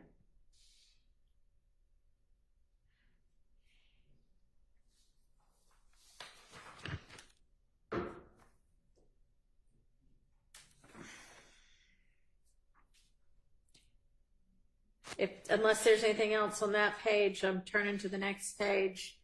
Miss Stanley, there's a jail call listed. Are there going to be any issues there?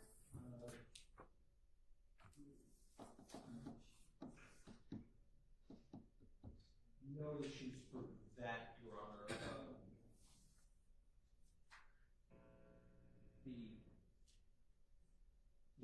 One of the parties on the jail call is alleged to be a co-defendant in this case. Okay. So to the extent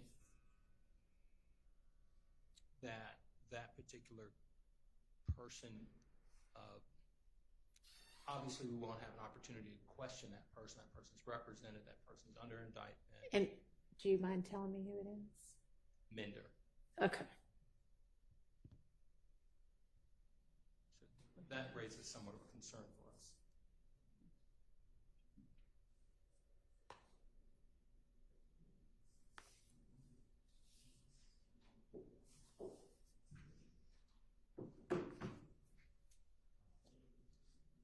Because y'all aren't in what concern exactly?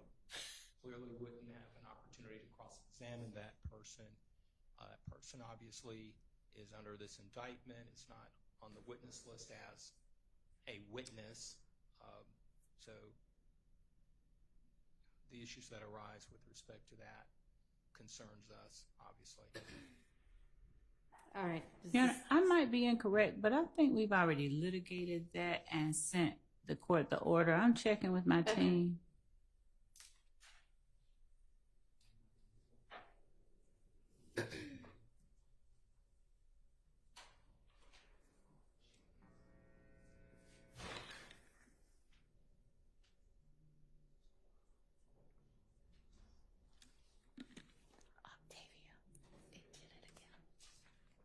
Yeah, like an hour ago. It's really weird because, I mean, it's only on page like 85. Warning, locally storage cache is full. I mean, if you want to. I really like that sweater. It's pretty colors.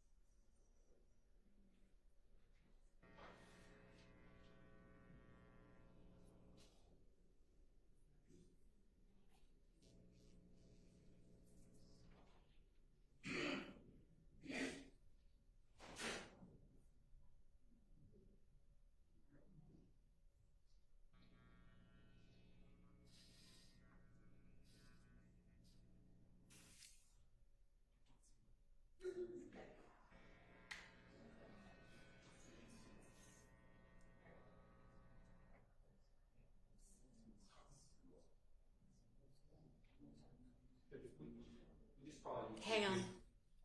I don't know if my court reporter's ready. She was fixing something on my real time.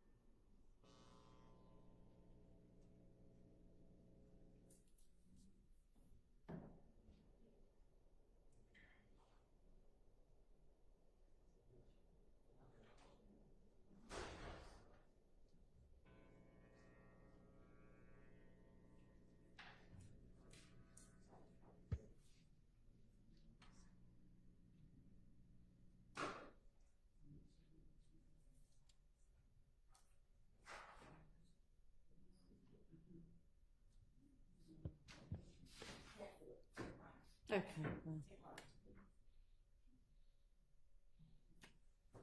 All right. She's, I think, ready now. Are you ready now? Almost.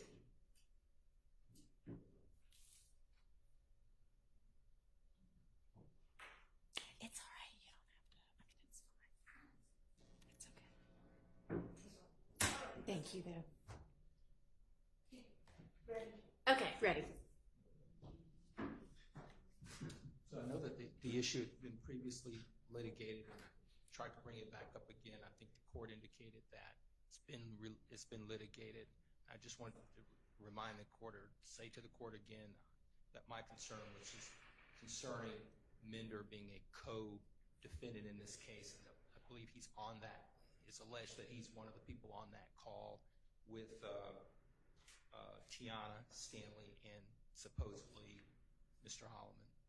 So prior to this honorable court coming on board, the matter had been litigated previously. All right. I tried to readdress it with Your Honor, and the court indicated it's been resolved. November 16th, 2023 was the date the order was entered. All right. But that was my concern. Okay. Thank you. Yes, Your Honor. Okay. And Your Honor, yes.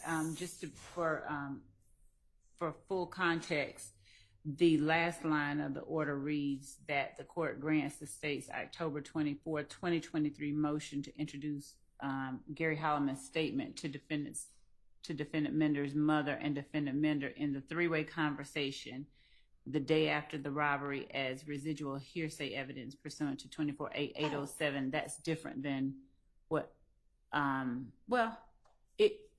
it's in the same call, but I heard Mr. Matthews reference something.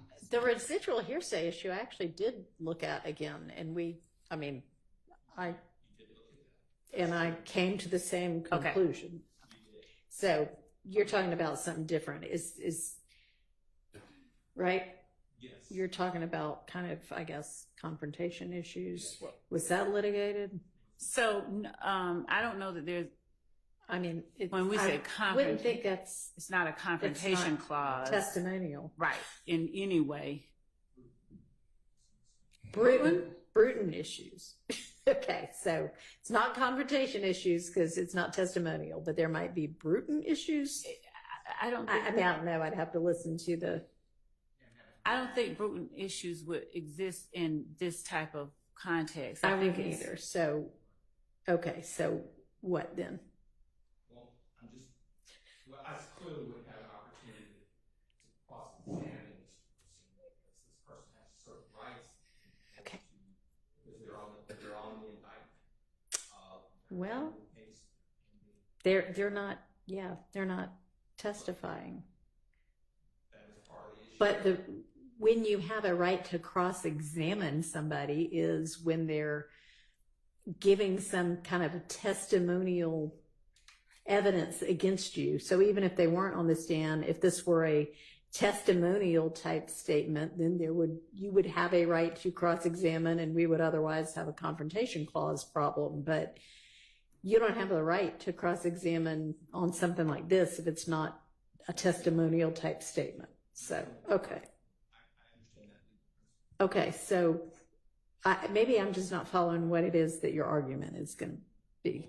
I know that we're going to be unable to cross-examine. Okay, well, all right. We'll deal with that. Okay. Well. That was the only issue in that. That was the only remaining issue. Okay. I did want to bring to the court's attention, Judge, that the relationship that was represented to the court by the prosecution of Mr. Holloman and Ms. Stanley and Mender, I think they indicated that this was supposedly his nephew or something. Right. I don't believe that is in fact the relationship. It's not a nephew. Mender was not a nephew, but that'll come out later too. Because that was part of I think the court. I had noted that as yet another reason why it was okay for it to come in. But, I mean.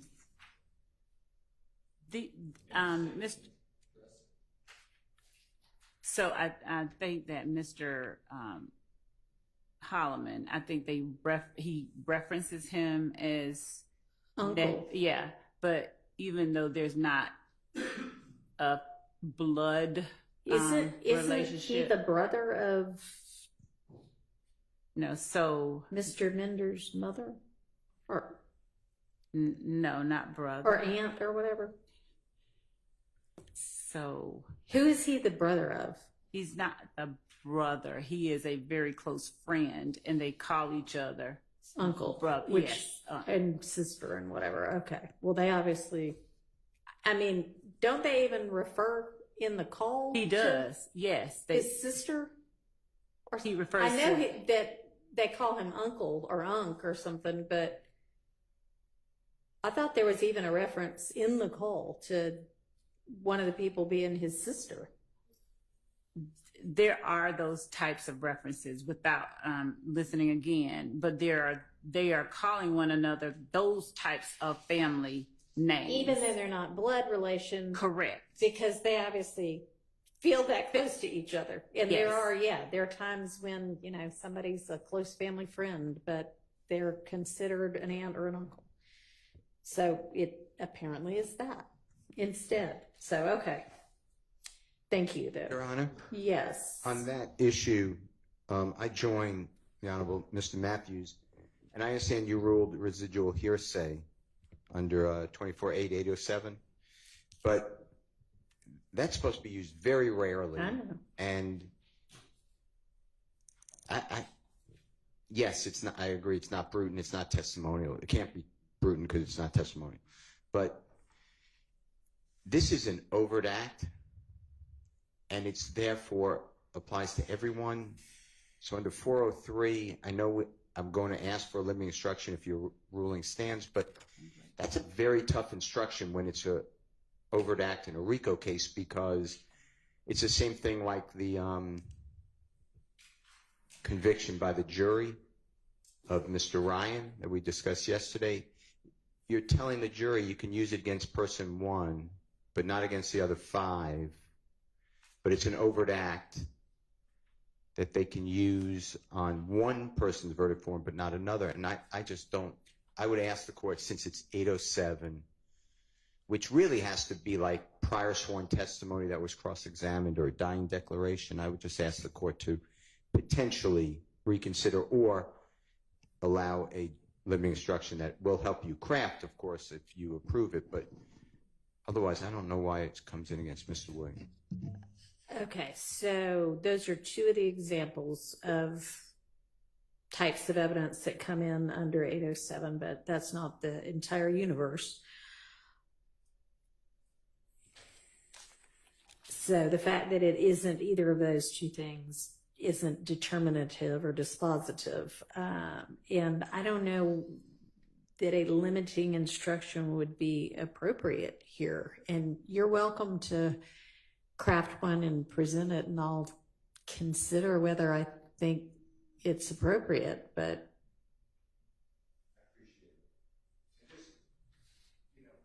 I was always taught by your court and the courts in general that residual hearsay is really, and I'm just looking. I know. It says, if you don't mind, it says it must be equivalent to cross-examined former testimony, statements under the belief of impending death, statements against interests, and statements of personal or family history, not just that people are related, and that these categories of hearsay have attributes of trustworthiness not possessed by the general run of hearsay statements that tip the balance in favor of introducing the information if the declarant is unavailable to testify.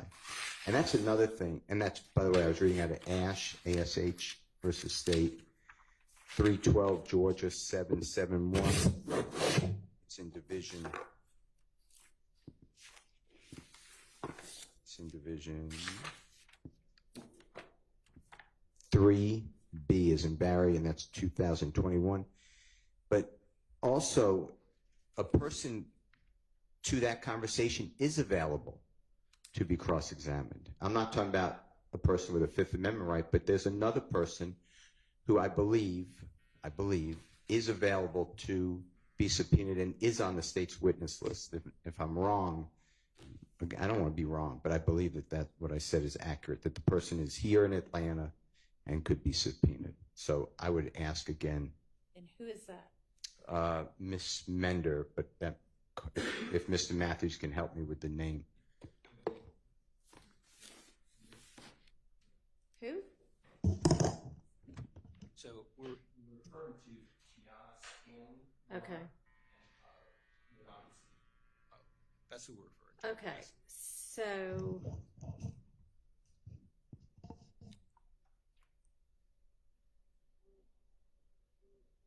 I mean, this is the witness that this would come in with.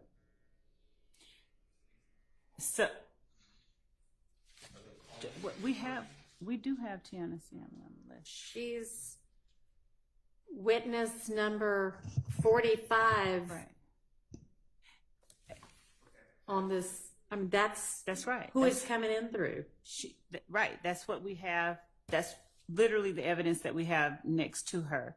And, of course, the court's aware that Mr. Holloman is deceased. And so it falls squarely under, we believe, the court made the right ruling. 24-807. We believe all three requirements under the statute are met. Okay.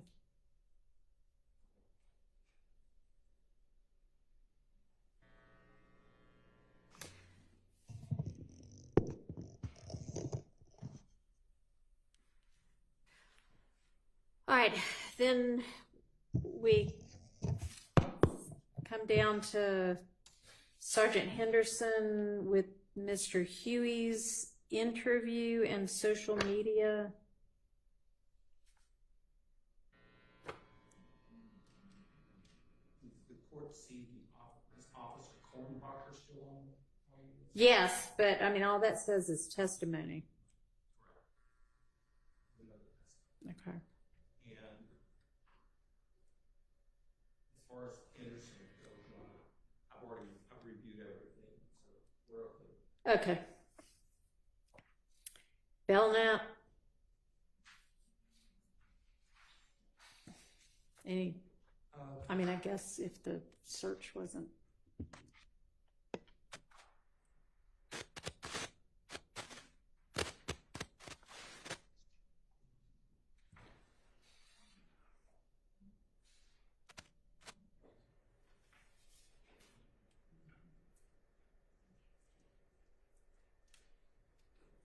Judge, with respect to Belknap on that, what's on Belknap for us, Judge, is some items that were found concerning Chandler Durham, and our position is that this particular information that this investigator would testify to is not part of any overt acts. I don't believe Chandler Durham is on the witness list. I believe it's intrinsic. So I would argue that information should be kept out. Ms. Love?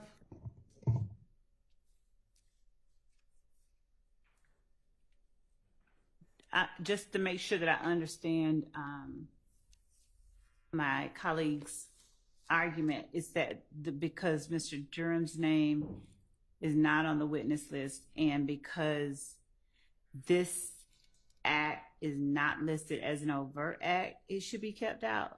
Is that the entirety of the argument? I just want to make sure before I respond. Is that the argument? I didn't say it. I thought I said confrontation clause, but I didn't. You did not say confrontation clause, but if we're talking about items found at the home,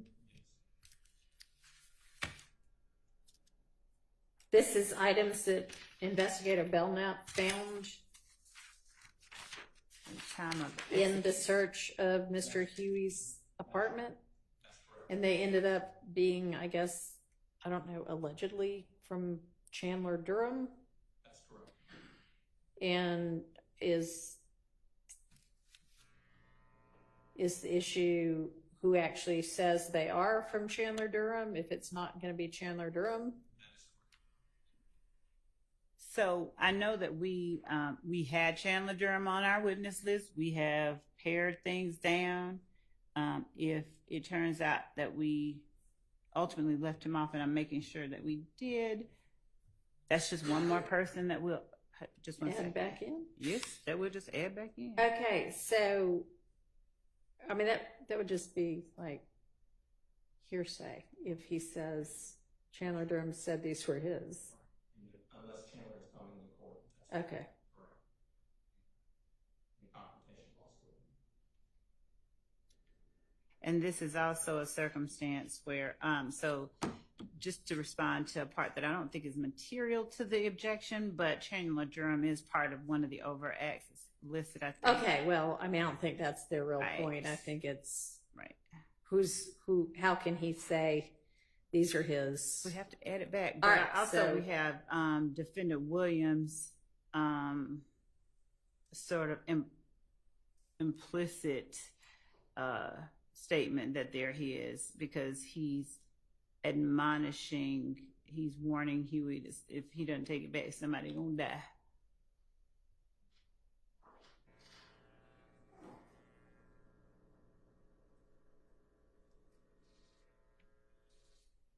But that's just, so we, Yeah. Well, I guess maybe, even though I appreciate your efforts to pare down your witness list, this is one witness you're going to need to add back.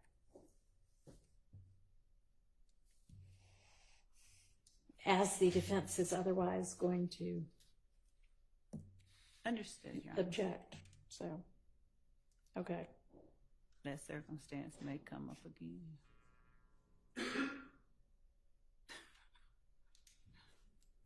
All right, Officer Gordon, Phoenix video. The court has already ruled All right. And then Bernie,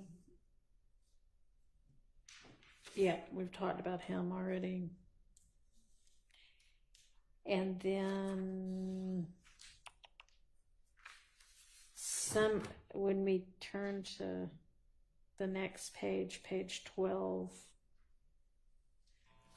this is one of those subsequent allegedly intrinsic acts, and I know I ruled on 2 and withheld ruling on 2. Yeah.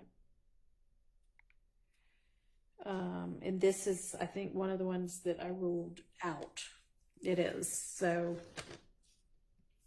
we can eliminate that witness if that's all they're testifying to, right? The witness that the court was referring to was, I was trying to, I don't know. I'm on page 12, witnesses number 51 and 52.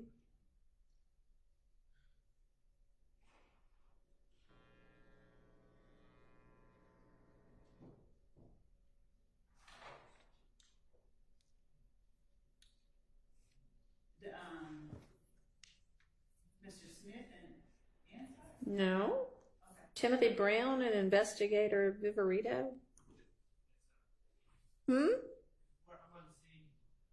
Oh, okay. Yes, the court did exclude it. Yes, so that. Now, Mr. Hang on.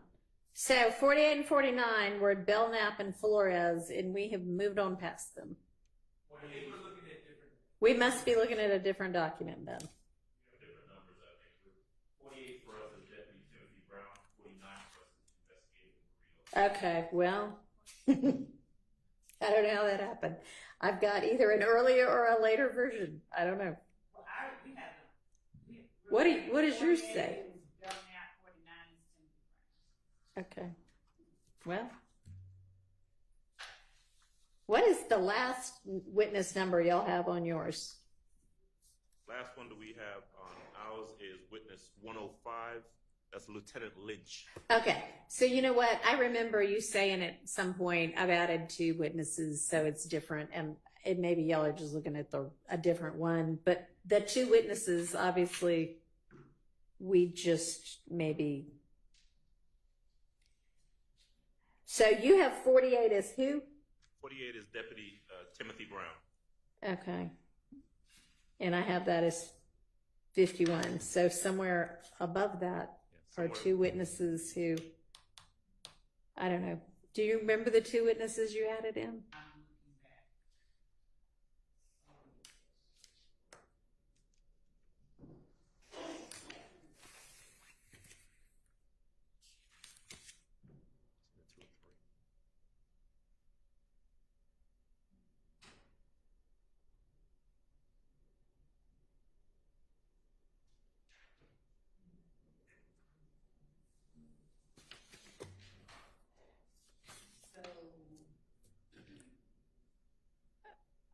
Okay, so how about this? Going up from Belknap, I've got Henderson, Kornbacher, Stanley, Coppage. Y'all just tell me when you, yes, okay. When you hear one that you don't have, let me know. The AT&T Custodian of Records, Greer, Francis, Suk, Jenkins, Maynard, Hines, Russell, Latners, Viverito and Sprinkle, Lee, Hogan, Uten or Mitchell, Smith, Holmes, Latners, Underwood, Kilgore. Maybe our issue is some of like Latners. Yeah. Oh, there's no number for it. Okay, so it's no number for yours either. No. Okay, Munson, Arnold, Dennis, Jenkins, Hill, Battle, Turner, Pitts, Bell, Latners, Smith, Sanders, LeDuc or LeDuc,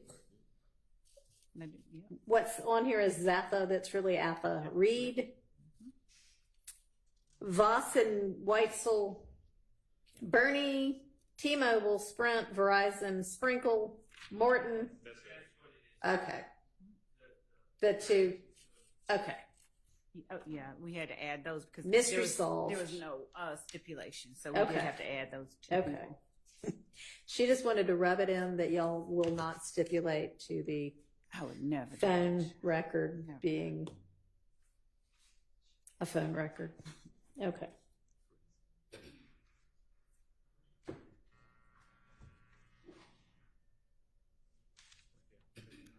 All right, so anyway, back to Timothy Brown and Viverito on that issue. We can strike those two witnesses because that evidence is not coming in.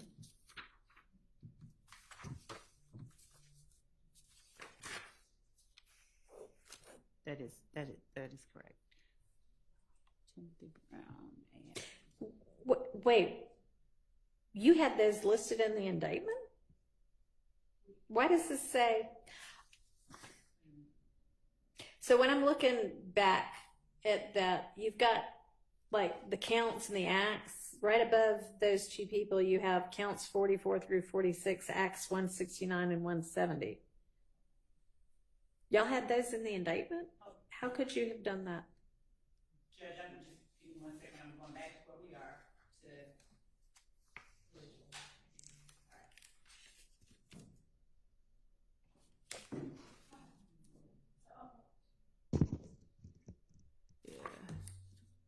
So the indictment, let me look at my indictment. Make sure.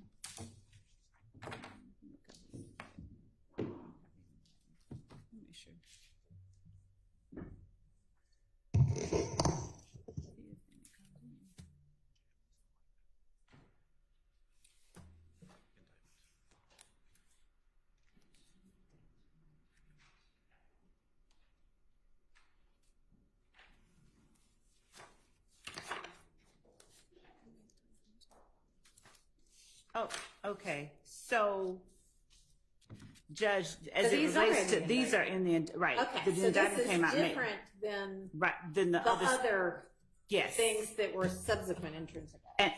And that's not me. So, Judge, does the awareness of similar acts having been maybe committed? Maybe. Okay. So I'm sorry, those are obviously not out because those are indicted. And let me think about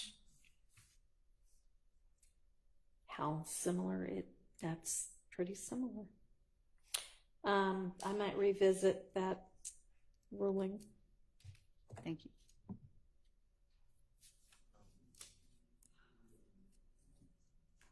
Not sure y'all made that argument at the time we were talking about it before.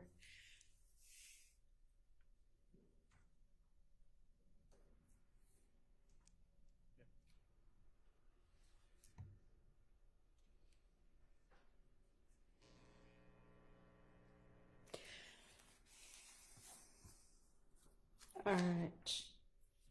What do you say we break for the day, y'all? I'm okay with that. I say we break for the day. All right, and do we have any word? Okay. All right, so we will reconvene at 9 tomorrow, and hopefully we'll be able to do jury and witnesses, and apparently we haven't heard anything yet. Okay, so just plan to do that, and if not, it'll be another day like this. Yes, Your Honor. Okay, thank you. Will the court, I know the court usually does, but if the court hears something like after hours, does the court incline to send out an email? Or If it is something, well, we're going to be here and do something regardless, but I guess you would want to know for your witnesses. Yes. So, yes, if we hear something Thank you. that is, we won't have a jury available tomorrow, then I will let y'all know. Thank you. By, I guess, it doesn't matter what time, just before we have them come up. Well, at some point, Miss Persfield and I both turn off our computers and cell phones, so That's healthy. We should all do that. you know, I don't think that we're going to be finding out at midnight anyway. I think we'll be finding out at a reasonable hour, hopefully. And if it is that they're not available, then I will let y'all know so that you don't have witnesses here for no reason. Thank you. Okay. And if I even hear in the morning, you know, That's early good. enough, I'll let you know. Okay. It doesn't matter what time, just, you know. All be right. Thank you. Thanks.